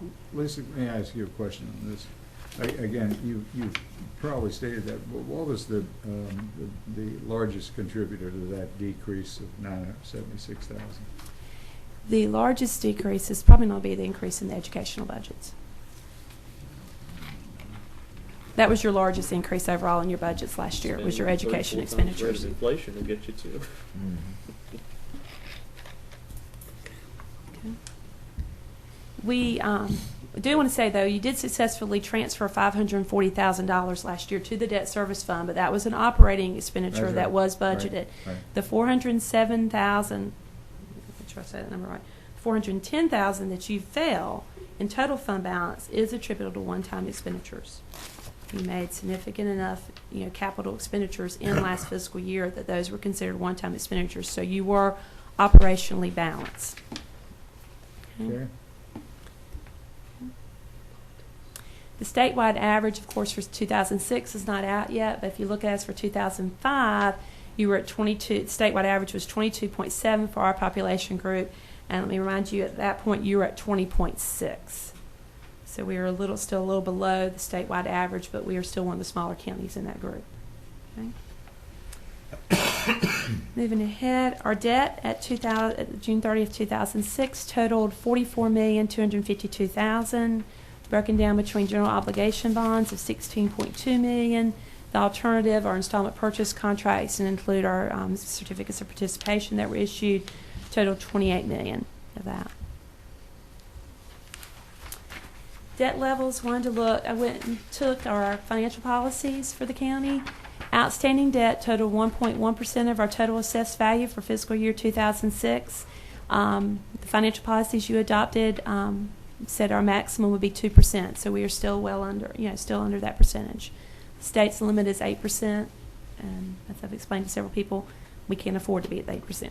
So y'all have taken a much tighter realm on it and did 2%. Actual debt service payments in the budget, in last year's budget, totaled 11.3% of the general fund expenditures. Your policies state we would not exceed 15%, so we were within that target. So based on that, we would be able to move, we were okay to move the $540,000 that we had budgeted. Moving on, each year we are required to have a single audit based on the amount of funding we receive in certain programs from the state and feds, federal agencies. Total grant funds managed by Lee County totaled $58,968,000 last year. DSS alone counted for $55,447,970 of that. Received directly by the county and then dispersed accounted for $6,254,000 of that. Direct vendor payments accounted for $49 million, and that's your direct payments to the Medicaid providers, food stamps, etc. Direct payments, however, people have to come through here to be certified to receive those benefits. Okay. Programs that were audited this past year were the WIC program ran by the Health Department, subsidized child care, Medicaid, food stamp, adult services, or the SSBG program, and we are very pleased to say that there are no findings or question costs. I think this is our at least third year that we've not had any findings or question costs in any of our programs that have been reviewed. So that's quite a plus that our staffs are doing good jobs of keeping their documentation and making sure they're following the rules. That's really outstanding. It is super. They have done, the leadership in those departments has done an outstanding job to make this a priority for them. Want to move into our audit results. Paula Hodges with Martin Starnes and Associates had planned on being here today. However, we ended up with conflict in schedules. We had originally, when the meetings got shifted, had thought it would be a 3 o'clock meeting. Somebody from their staff called me last week to confirm the time. We told that person 9 o'clock. Paula did not get that notice. That's why I stepped out earlier. I apologize to see where she was. I was there in Hickory, so there was no way she could get here fast enough. She will be more than glad to come to another meeting if y'all would like her to, or to discuss it with you. However, I can tell you that we had a very successful audit process. We have an adequate internal control structure. There were no disagreements with management, no significant, I don't think there were any audit adjustments that they had to make. There were no difficulties accounting and performing the audit. And as I pointed out to you earlier, there were no single audit findings or question cost. We received an unqualified opinion, which is absolutely the best that we can get, and we'll be moving on. We continue to implement new GASB standards. As I said earlier, the statistical section under GASB 34 was rewritten this year, and that's the major reason you do not have the statements in front of you at this time. I did submit that section to them late Friday afternoon. We had to redo some and gather some new information this year, but I think the information that you'll find is more interesting. There are some operating indicators that we'll be adding to from year to year, and information that will be in there about top employers, which has not been in the past, along with some comparative information. Like I said, the top 10, instead of just seeing the current year, you'll see the current year and where we were 9 years ago, which I found very interesting to see that several of the players are no longer up there. I'm sure they're just shifted down a little bit, or the names have changed. But overall, we had a very positive audit, and we'll be submitting the statements to LGC very shortly. Okay. Any questions? Anything else, Mr. Why is Council? the collection rate on automobiles so low? And actually, I wanted to point out to you, a lot of that is because people can avoid them. You do not pay your property taxes until several months after you get your registration. And so there's no incentive for people to pay them until they have to go the next year to get their registration renewed. Until that time, there's no impact on them other than their interest in accruing. So a lot of people do not pay them until they get ready to go and they have to relieve the blot. I also understand, and I don't understand it, my mind doesn't work this way, ways you can do it, getting new vehicles and turning tags in and stuff to avoid paying them. However, I think it's House Bill 1779 that the state passed last year has a system being looked at. I think they're hoping to implement in 2009, where property taxes would be collected at the time registration is renewed by the driver, the tag license office. Yeah, that should eliminate a lot of Which it. hopefully will help us now. My understanding was at the end of the It's a shame time it has to last be- year that started being questioned. There were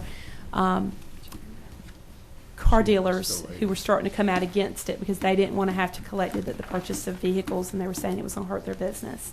So it is meeting some competition now. I think we did survive that this past year, but we'll have to hopefully keep it going.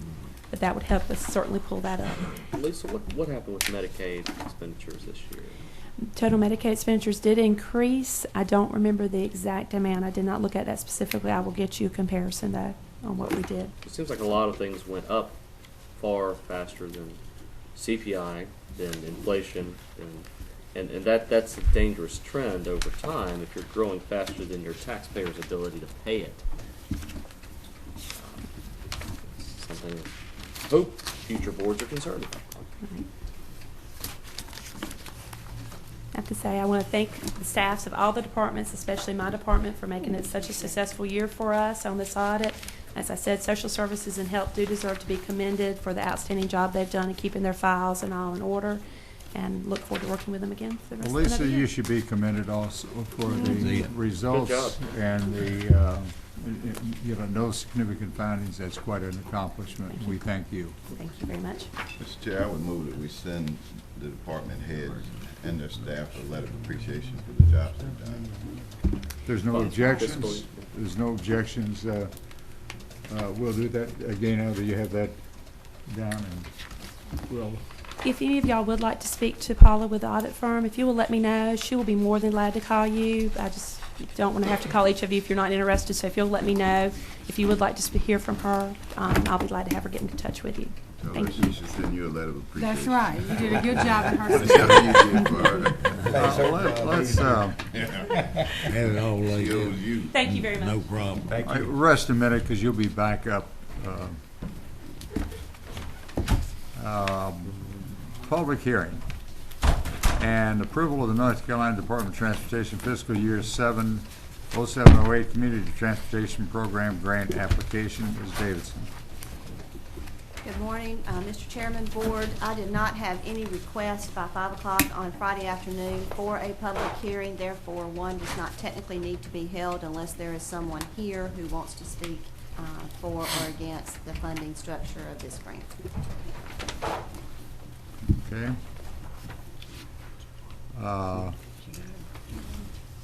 Do you want to, would you explain just briefly the funding structure, and then we'll go into the public hearing comments?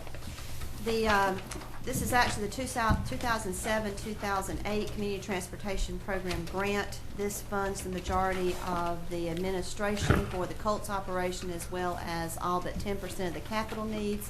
What I have proposed for the 0708 grant would be $156,728 in administrative funding with a local match of 15%. And with capital, we are in need of 7 vehicle replacements next year. I have never known of us to get granted this many. The most I have ever had is 4, so I'm looking at 4 to 5 of these being actually funded. If this happens, the other 2, we will choose the 2 that are in the best condition and run those. And after that, then we would, again, apply for funding in 0809 to replace those 2. Correct. I don't know until we submit the grant, and we will actually not get any authorization of what they're proposing until probably April or May of next year. And this is in line with previous grants that we have processed. Yes, sir. This is the same grant we have gotten. It's changed a little with their allocations and matching requirements, but it's the same grant we've gotten for the last 15 years now. Does anyone have any questions to ask of I have a Debbie? trivial one. Hmm? I have a trivial one. Why do you advertise public hearings in Spanish? Because this is a new requirement. We have. The state is requiring you to post public hearings in The state Spanish? is requiring us, in the past, the only thing I was required to do was to post it in the newspaper in English. And this year, it was recommended, I actually had to post these around Lee County, and it was recommended that they also be posted in Spanish. Because Recommended this is or a- required? It There's a was huge difference. recommended. Okay. Wait a minute, it was required that we post it elsewhere. It was recommended that it be posted in Spanish. Just was This curious. is a public access system. Yeah, I love the language and everything, but I'm shocked that we're now having to advertise things in Spanish. Do they funded it anyway? The Hispanic? Yeah. They actually pay fares to ride the vehicles, yes. Some of our passengers are Hispanic, Anybody want to and read they it pay to the the fare public? rate. Want to read it in Spanish, anybody? Read it. No, come on, that's. Okay, does anyone else have any other questions to ask of Ms. Davison? If not, we'll open up, thank you very much, David. We'll open this up to the public comments. Is there anyone that'd like to speak in favor of this grant application? Is there anyone that'd like to speak in opposition to this grant application? Consider the public comment section of this public hearing closed. I'm assuming you want a resolution by the board? I need approval, yes, sir. You This need has to be approval by submitted the by board. November 17th to I the move for notified approval comments. of the request of Senior Service Director Debbie Davison for the above mentioned grants. Okay, Commissioner Milan has moved that we approve the fiscal year 07-08 Community Transportation Public Program Grant Application. Any further discussions? All in favor say aye. Aye. All opposed? Motion is adopted. Thank you. Unanimously. Thank you very much, Dan. Can I ask Debbie a question before? Sure can. On the consent agenda, you had the raise in the fares. What's your mileage right now? We are not really running that much with mileage. We are running on a per trip rate now. We run $1.23 a mile for out-of-town medical, but all other trips we are charging on a per trip basis. We changed this when we started using the trip software package recommended by NCDOT, and the rates range now from $3.30 to $7.70. It's according to where we are transporting. For example, Ashwood Estates has a contract with us to transport some of their patients to dialysis. It is only across the road. They pay $3.30 per trip. However, if we are transporting out from Colin Road, Sanford Health and Rehab, we are charging them $7.70 per trip because of the distance that we are traveling. This makes it much easier for DSS. Also, their rates, whether we go out into the county or whether we go into the city, we run them the same. Medicaid prefers that. They also have a per trip rate for out-of-town medical because Medicaid requires that. They will no longer pay wait time. So this increase, if I can, with the fact that we are looking at trying to match $45,000 next year, the Transportation Advisory Board last week recommended the rate increase to help us try to generate this money so that I don't have to do that. Well, are you coming out about the same or less or more not charging the mileage and wait time? It's hard to say, Mr. Brown, because the system is running more miles and et cetera. I think we are now getting compensated more for what we call deadhead miles than in the past, because now that is just incorporated, period. Whereas before, we did not get any funding until we actually reached pickup point A. If we are going to Sanford Health and Rehab, they're going to pay $7.70, whether the van is out in Deep River already, coming to their pickup point, or whether it is leaving the courthouse and going that far out. So I feel that we are actually generating more revenue on the per trip basis than we were on the per mile basis. Thank you. Just out of curiosity, do they buy passes or is this a cash transaction or what? We now have a program that's called Voucher System. We are, I think 3 or 4 people are now using this system where we sell them X number of dollars worth of vouchers, and this is our public access, by the way, and when they get on the vehicle, they put the coupon in instead of having to give us cash. Our transportation coordinator also will be going out to industries trying to promote this to them. What our goal is to try to fill these vehicles. Right now, we're running about 3.3 passengers on all vehicles per trip per hour. give or take. Keep in mind, some of these can only carry 2 people on a lift. We are now trying to actually put mobile passengers on lift vehicles if we are coming around by there. So we're trying to promote our public access because this is nothing short of generating revenue. We're also getting an additional roughly $35,000 in elderly disabled and public access funding that we've got to spend between now and June 30th. So we are really promoting this so that we can bring down those funds, which offset what we're going to need for match if we can generate extra revenue and money black this year. So there are some cash transactions. Yes, we still have cash transactions. Are those persons bonded? The drivers, Yeah. they are under Lee County liability. We have lock boxes. They bring them in daily. They do not have a key to them. Only our administrative staff has a key to those. All right. The persons also are not allowed, the drivers are not allowed to make change. If you want to get on that vehicle and you do not have the $2 or $4, then they're supposed to tell you you can't ride. By that, sometimes they will let the passenger, if they are a regular passenger, go and they will pay it later. But if you are a new rider, the driver is not to allow you to get on the vehicle unless you have $2 cash to put into the box. Another reason why we're really trying to push the voucher system. We give someone, I think they get 2 free trips if they purchase a packet of vouchers. That's our incentive, to get them to purchase the vouchers instead of the other. While Debbie's here, I'd like to remind everybody that this Saturday, the 4th, Fifth. is their annual gala over at the Civic Center, which is really a fun night with excellent food, and Debbie would be glad to sell anyone tickets. Sell you a ticket. And they expect a fairly good crowd. Thank you very much, Debbie. Thank you. The next item on the agenda is appointments. The only one that we have is Board of Equalization and Review. I understand Amy or Ed can tell me, I think we were going to defer the appointment to the BRAC Executive Board until after the meeting on the 13th. Is that correct? That was it. Okay, we have appointments to the Board of Equalization and Review, and these are for alternates. Excuse me, I didn't hear Albert needed one of his members reappointed. Who was that? I make Johnny Mac Brown. Johnny Mac Brown. Right. I make a motion he be reappointed. Okay, a motion has been made that Johnny Mac Brown be Burns. Okay. Mac Brown's a Mac coach Brown to is Carolina Texas. Used to be Carolina. The one that won the national championship after he left Carolina. Okay, are there, all in favor say aye. Aye. All opposed? The next appointments, we have 2, and these are for alternates, and they requested 3. One has been taken care of, and we have a Mr. Burt McDonald and a Mr. Alan Sloan, who have submitted applications as alternates. Are there any other nominations to the Board of Equalization and Review? Close nominations. Move to close. I need nominations on these 2. Okay. Move to approve by acclamation. I was getting ready to say, do it by acclamation.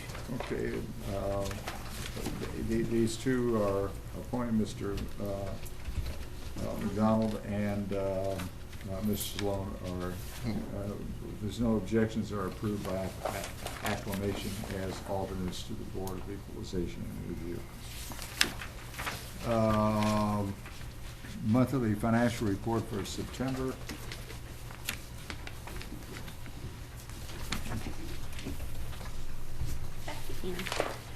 For September, pretty much we're running on par with where we should be. Most departments are in the range of 25%. Those who are exceeding the 25%, it's usually that they've got dues. They're paid once a year. They've already been paid. Obviously, economic development is running well above that because of the payout of incentives earlier this year. Sales tax, you've got the monthly sales tax report. Our total sales tax received for in July, well, excuse me, received in September for July is up. However, you're seeing a major shift between the Article 39. Compare with budget. up from a year ago for the same month. Okay. Okay, let me All say right. that. It's too early to tell where we're gonna be on Okay, budget. gotcha. What we're seeing, because it just threw me, when I saw the number, put my total in, I'm thinking, okay, we're increasing. But the Article 39 was down from the same month last year, okay, by about $10,000 to $20,000. Our Articles 40 and 42 are up, which one indication that is that sales across the state are good, but Lee County is falling behind.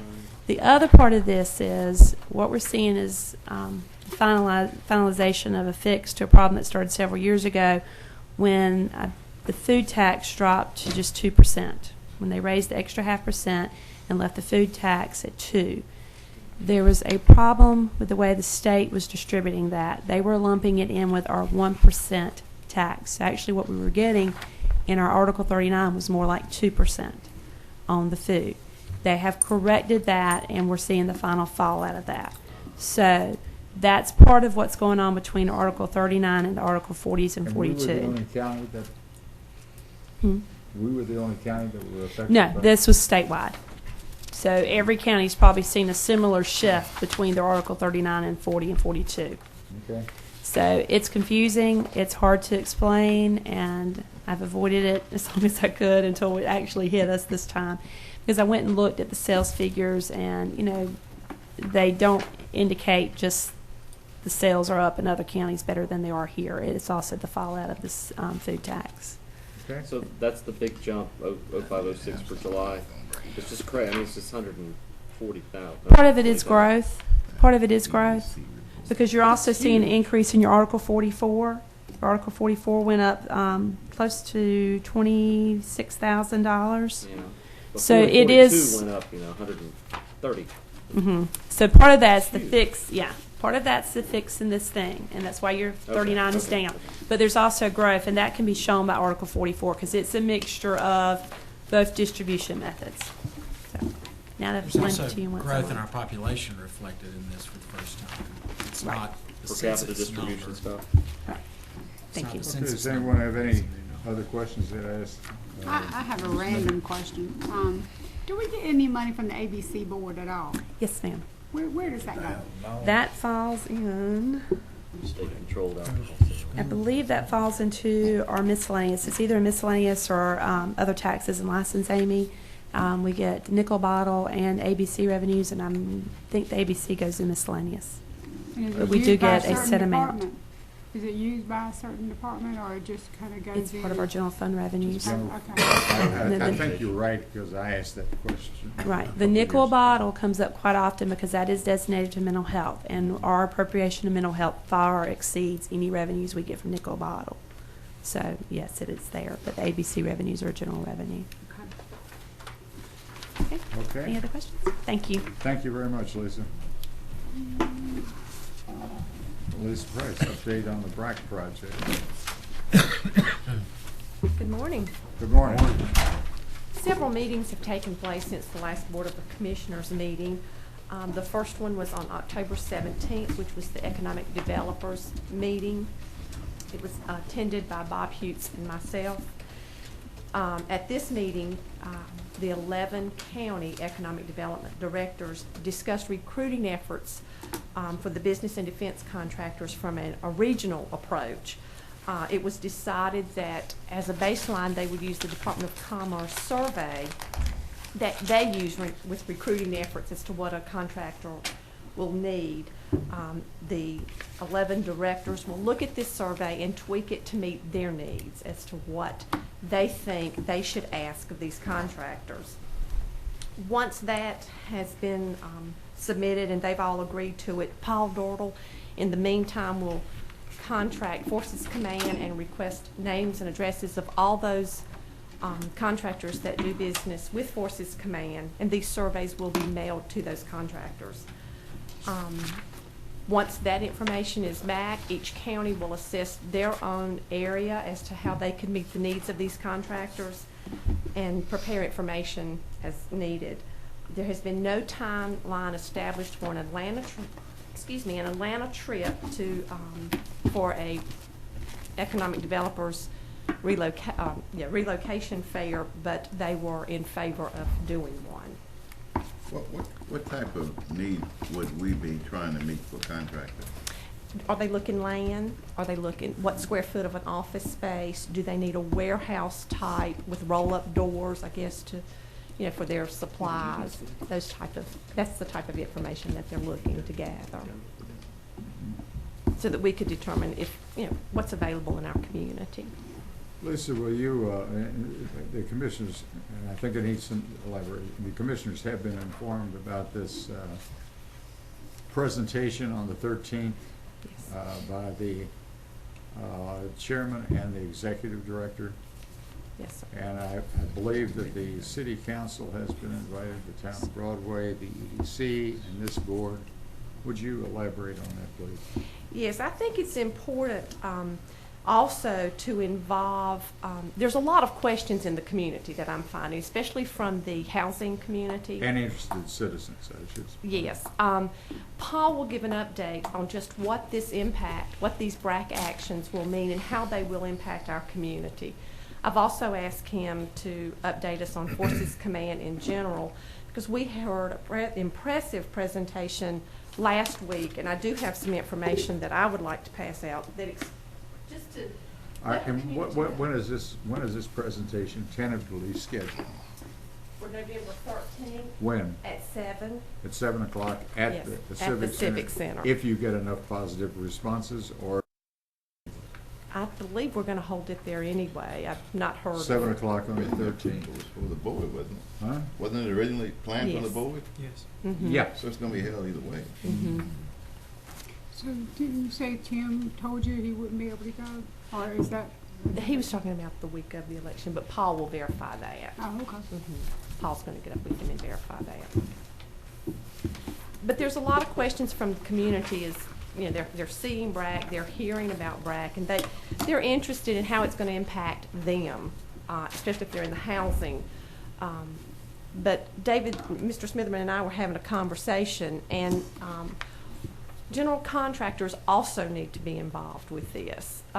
You know, we're hearing about, you know, from the realtors of selling houses, but what about development? I was talking to a general contractor last week, and he indicated that of the construction that's going on in Harnett County in preparation for this. So we really need to have people at the table talking about what our plans are and what we're going to do. Is this going to be, what is he going to have some handouts and? It will be a PowerPoint PowerPoint. presentation, yes. And, okay. How about chamber people? Are we inviting them? Yes, they will be Okay, notified. and the airport authority? All of our work group. Okay. And those people that we have asked to be on work groups, we're asking them to spread the word as well. It's open to the public. Yes. So what exactly are they doing in Harnett? And you mentioned they were doing. The developer was talking to me along 87. There's some, especially in the Anderson Creek area, the subdivisions that are where the construction's going on. This particular person that I was talking to actually has a building supply company, and you know, he's sending trucks to Harnett County daily, several times a day. Thank you very much. Could I just mention two more? Sure. Another I'm sorry. meeting. I wanted to mention also that the transportation work group meeting met as well, which was on the 23rd. In attendance was Bob Ridwell, Bob Hughes, Don Kavoskitz, Dan Swanson, and myself, and Bill Rosser was unable to attend that day. But at this meeting, they did a visioning session to discuss the rail, roads, and air. All present at the meeting were to write down strengths, weaknesses, and opportunities. This was all tallied and discussed and will be presented to contractors, to a consultant as part of the grant, just to discuss what our needs will be relating to railroads and air. Then, of course, Now that presentation, I assume on the 13th will be a backdrop to that also, right? Of the needs of air and roads and rail. And he will discuss and touch on all the work group meetings that we're having and just what impact that we're looking at. Excellent. And we did receive the grant, or BRAC RTF did receive the $1.16 million grant from Office of Economic Adjustments on October 4th. So that was awarded, which is for the Comprehensive Growth Management Plan. How much was it? 1.16 million. But what I've passed out is a little bit about Forces Command, which is the headquarters that we'll be relocating That's a biggie. to Fort Bragg, and I just wanted you to take a look at that information. That's all of the purchasing for the Army, isn't it? They are our force provider for the nation. And Lisa, in addition to that, the last meeting that we attended, what came up before this group or this board was that some of the counties that are in the tier 2 feel like they should be in tier 1. In fact, they want all of them to be basically in tier 1. So that generated some discussion and no decisions were made. So one of the things that they have to think about is how they would I guess, go about doing this big survey that they're supposed to be doing, what the added cost of that would be, and what the cost to the counties would be, the counties that would be raised up in tier status, or if it would change what our participating fee. So they just kind of left that open-ended, but that is something that came up, and I think we got in at a great time, because we are tier 1, but now the board has got to decide what to do with that. And Ms. Stevens is right. This grant is for the 7 counties that are in tier 1. So our timing was Any very other good. questions to ask of Mr. President? Do you know what the formula is for splitting any money? How much we're gonna get? We asked that question last time. What was? Yes. It was. I'm not laughing, I'm serious. Do you know what the formula is? What they used was the 10% match divided by the 7 counties. They did not look at population, as Ms. Stevens had mentioned.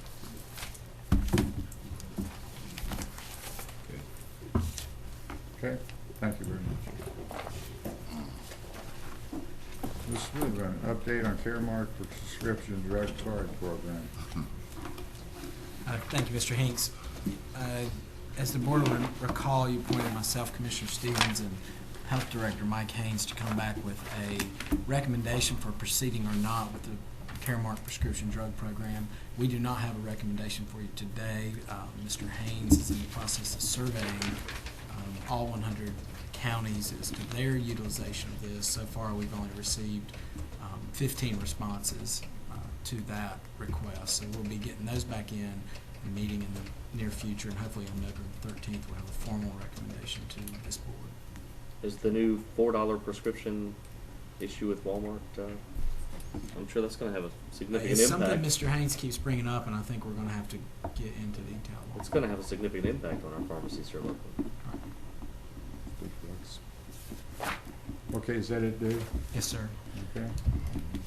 Commissioner comments, let me, if I might, on commissioner comments, Ms. Smith or Amy, what's the status of those 2 openings that we had in environmental health personnel? Remember, we were I don't think that was Inspectors. inspectors. We're using contract labor for that. They're For more, still- county. they're still Is open. there any,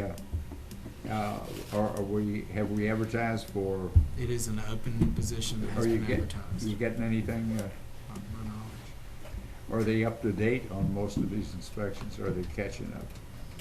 I will have to get a report from Mr. Haynes on where we are with that. Before the meeting on the 13th, could you send something out on just the status and so forth, because this is very important. I think that the last time we heard it was on restaurants and daycare centers and schools and things of this nature. Okay. The other thing is to inform the board that there is going to be a bid opening on the middle school on at 4 o'clock Both of them? on Wednesday, 11/1. That's at 4 o'clock. And I believe we received a notice, did we not, Gaynell, of the one for the Floyd night Same day. earlier in the day? Same day. At what o'clock? 1 o'clock. At 1 Yeah, o'clock. which made everyone a little upset. It's a lot of work to try to pull together. You won't have as many bids when you do things like that. Spread them out, you have more bids. They have, there's, I got a lot of- anyway, at 1 o'clock in the assembly room, and that'll be downstairs. Who is planning to go to that? I'm gonna ask you're going, Jerry? I'm gonna try and go. David, are you going, or Amy, are you going to that bid opening? Because I was I'm gonna gonna try to ask when I get home, ask the chairman, make sure that he has documented to hand out what the engineering estimate was versus what the bids come in, and then, ditto for all of the alternates and so forth, of this, so that we can write down, this is very important. Are we going? I hope that I can, I have a personal problem that could erupt at any time with my best personal friend, but,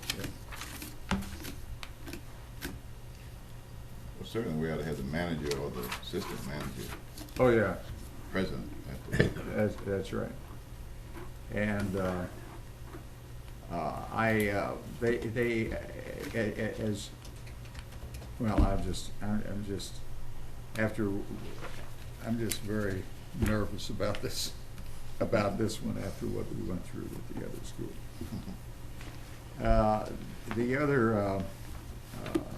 The other item is,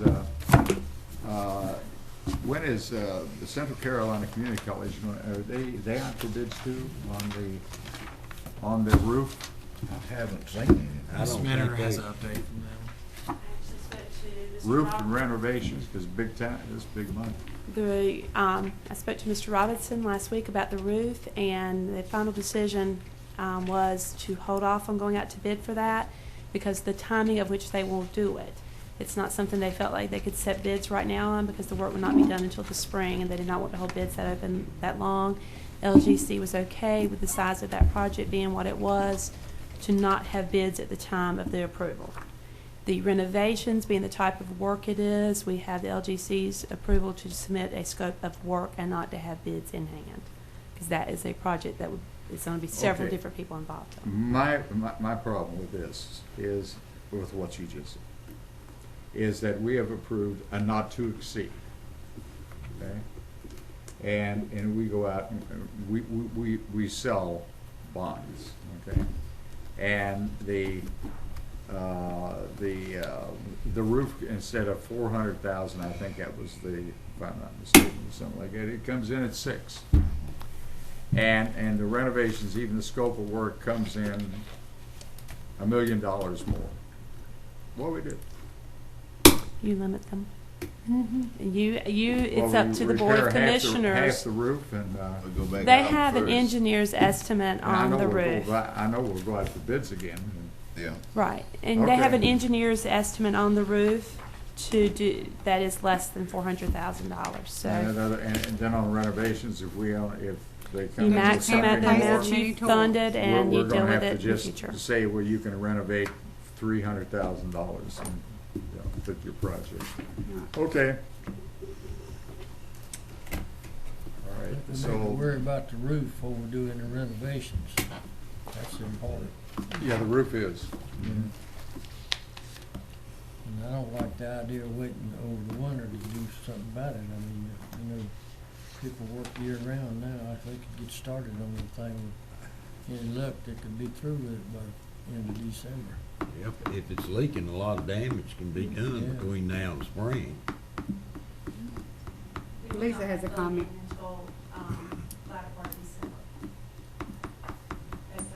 Well, and there is some good, I know people with those, with those subsidies, don't like to do anything after December 15th, but I don't know what the time constraint, the square footage of that roof or anything, but David, could you dig into that and find out why they're not going out for, if they could go out for bids, and if it, hold it open for 90 days, or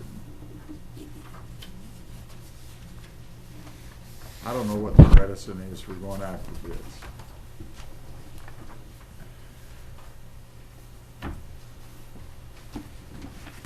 They said no. I think You she what? already come. No, I mean, I would think Mr. Yeah. Robinson's comment to me was they was just holding off because of the timing of the project. So if we direct them to go ahead and take bids, I'm sure they would, but we knew they would not be in time for the application process. If you so direct them, I'm sure they would go ahead and take bids and try to move the project on. That's since July. Huh? That's since July. Yeah, but we don't have the money It'll be close to they- Christmas before we have the money after you to pay sell. any bills. Okay, let me, I think your initial request is the best, to find out a little bit more about before we start pushing the envelope to get it done. all right. That's the limit of my comments. Commissioner comments, do you have anything? I had some people approach me about Pendergrass Road. They building a lot. They want it widened. I don't know whether that could happen or not, but we could recommend to the state that they widen Pendergrass Road. Is that a state road? Yes. Yeah, yeah.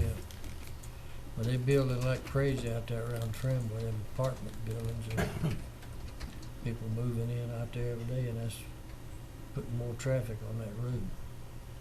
The addition to the city. Yeah.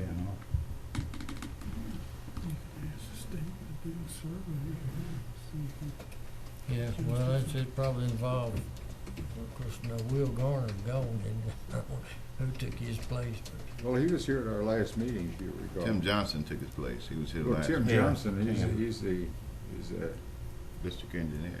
We could request a survey to be done. well, we ought to request through Tim and, that a survey be done for the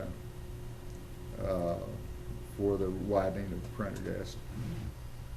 Would that include a cost estimate? And a cost estimate. I don't know how this will impact what he presented to us at the last meeting. It would seem to me that in some of those dead-end roads, the money that we have set aside for that, in a case like you're talking about, may be better used on widening than finishing Yeah, up that's- dead-end roads. Yeah, I've inquired about that in the past, Robert, and we would have to take them off that list. The board would have to, some of those repaving projects. Okay, well, we'll send a letter to the DOT Dead ends. requesting You talking about widening it all the way through? Well, if you're gonna From one widen to it, you might as well, it's Steel not that, Bridge. it's only 2 miles anyway, approximately. Is it widen it so they have more of a shoulder? Is that the purpose Yeah, of you it? put 2 feet on each side. Right. It's a very simple process. You got a little machine that runs it on there, widens it, and then come back and pave the whole thing. Well, I've noticed, some of these roads that have been repaved, they automatically are adding that 2 feet now. Yeah, they did 42. They all claim that. that helps about keeping up the shoulders. Not only that, it helps about driving on Oh, it too. yeah. I mean, missing that car coming this way, meeting you. It said something about senior drivers or something. Okay, anything else, Ed? They need that. That's it. Amy? I just wanted to remind the board that we, in our agreement with the city of Sanford, what I remember their promise to us was that they were going to have a look at and a restructuring of what it was that they assessed the county water users and the Water city and rates. all Right. that.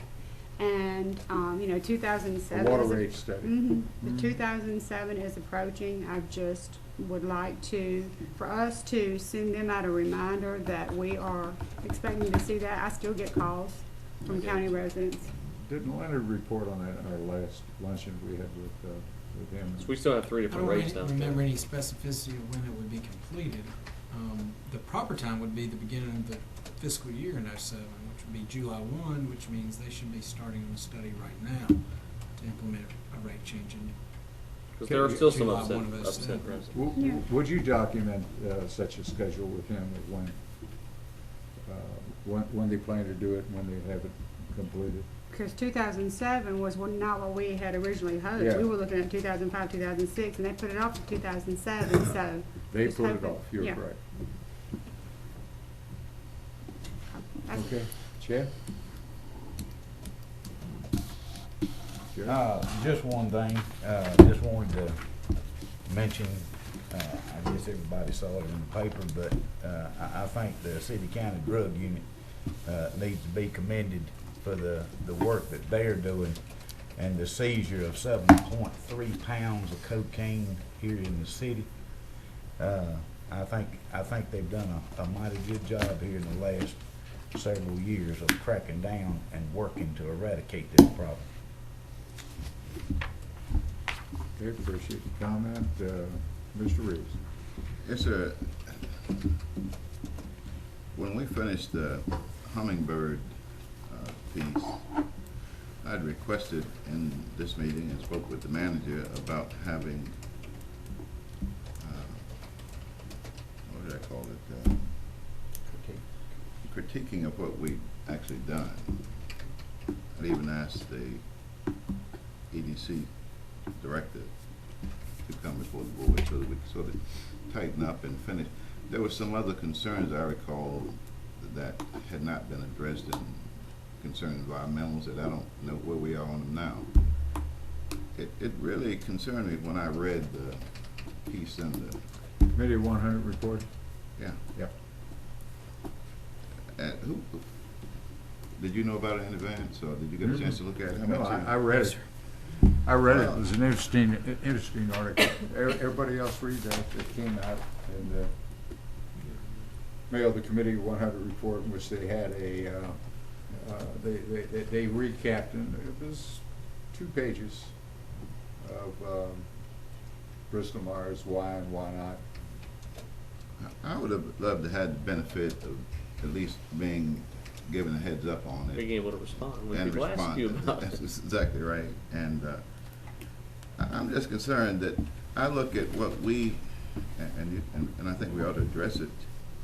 I look at what we kick in on economic development, and it's starting to operate as an independent, unconcerned about, in my opinion, unconcerned about the concerns of this board and responsibility that we have before us in making those kind of decisions. And some of this, I think, just out of common courtesy, ought to be conducted in a manner that comes before this board and the city board and Broadway if they're participating, or whoever else is at Sanford. I know they are, and I think Broadway is. I just think there ought to be more courtesy extended when articles are going to be, when the EDC, Economic Development Director, is going to be involved. What the Committee 100 does, that's one thing. How is that article published? I mean, does it go through Bob Hughes? How is that article published? I don't know if it goes through him. He participates. He participated in it. And I'll have to profess, I don't know who, who proofreads it or what, but it comes out, what is it, once a month? Quarterly or? Quarterly or something. I think it's quarterly. It's got business permits and resident, unemployment. Little snapshots of things. But is it for groups outside of the county? Is it for prospective business owners? Who really does read it? It has a mailing list of the Committee 100, obviously, and I think it goes to people like NCCBI and some other interested parties that are outside the county as well. Yeah, well, I tell you, we have this lunch scheduled with the EDC on Friday. Because that's the board, that's the EDC retreat. I don't want to confuse the Committee 100 with what I'm talking about. Yeah. Yes, Right. I'm talking about Right. economic development. Exactly. That's what we're funding. I realize that.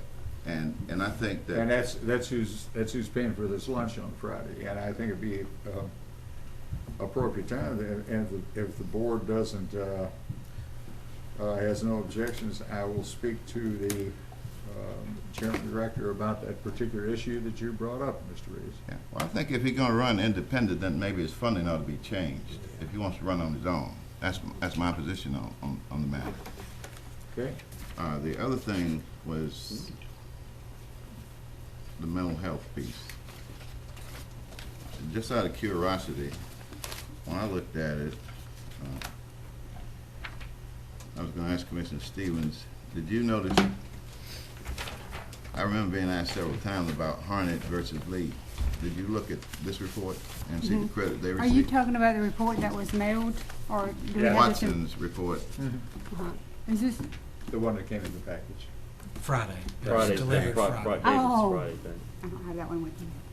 Okay. Okay.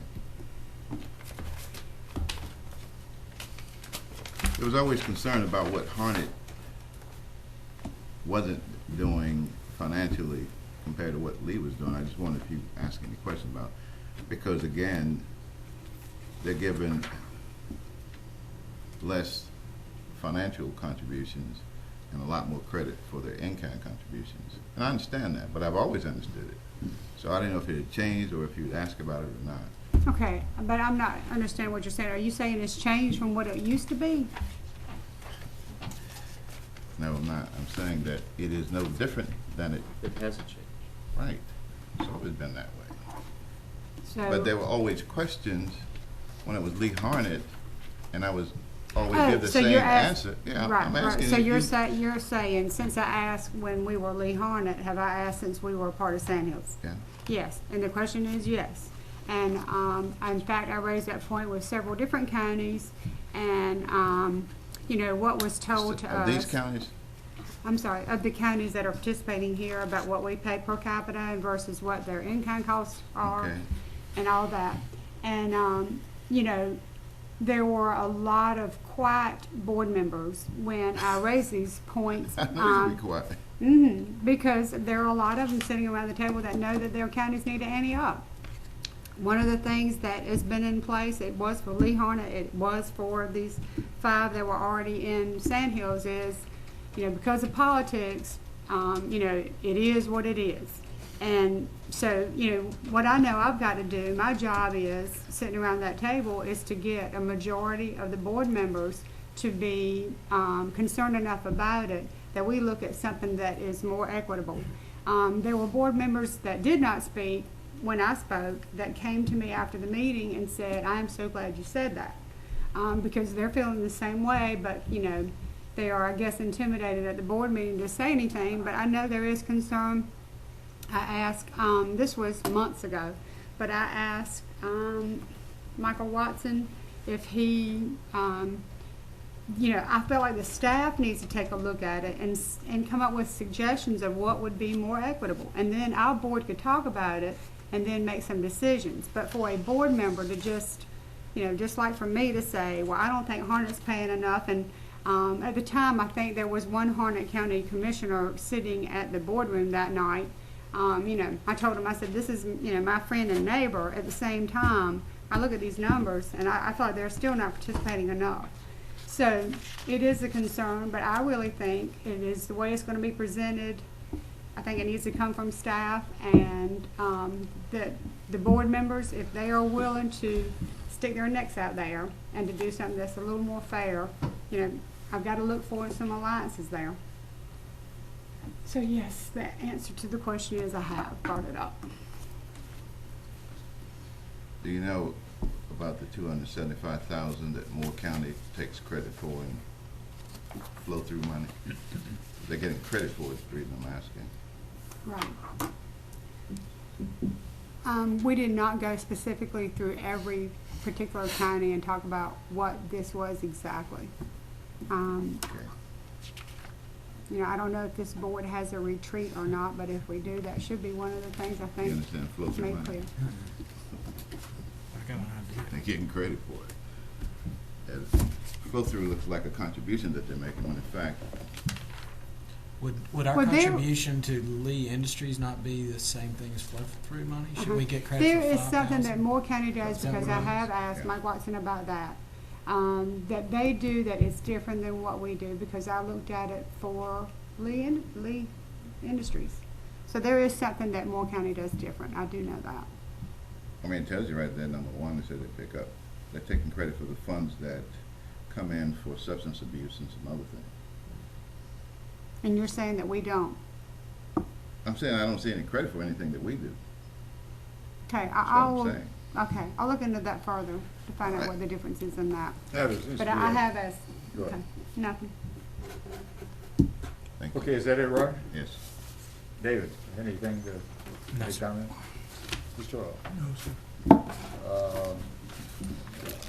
Move we go to closed I move session. we go into closed session and go into closed session at 11:45 or 11:45 in the small conference room. And we'll recess this meeting until then.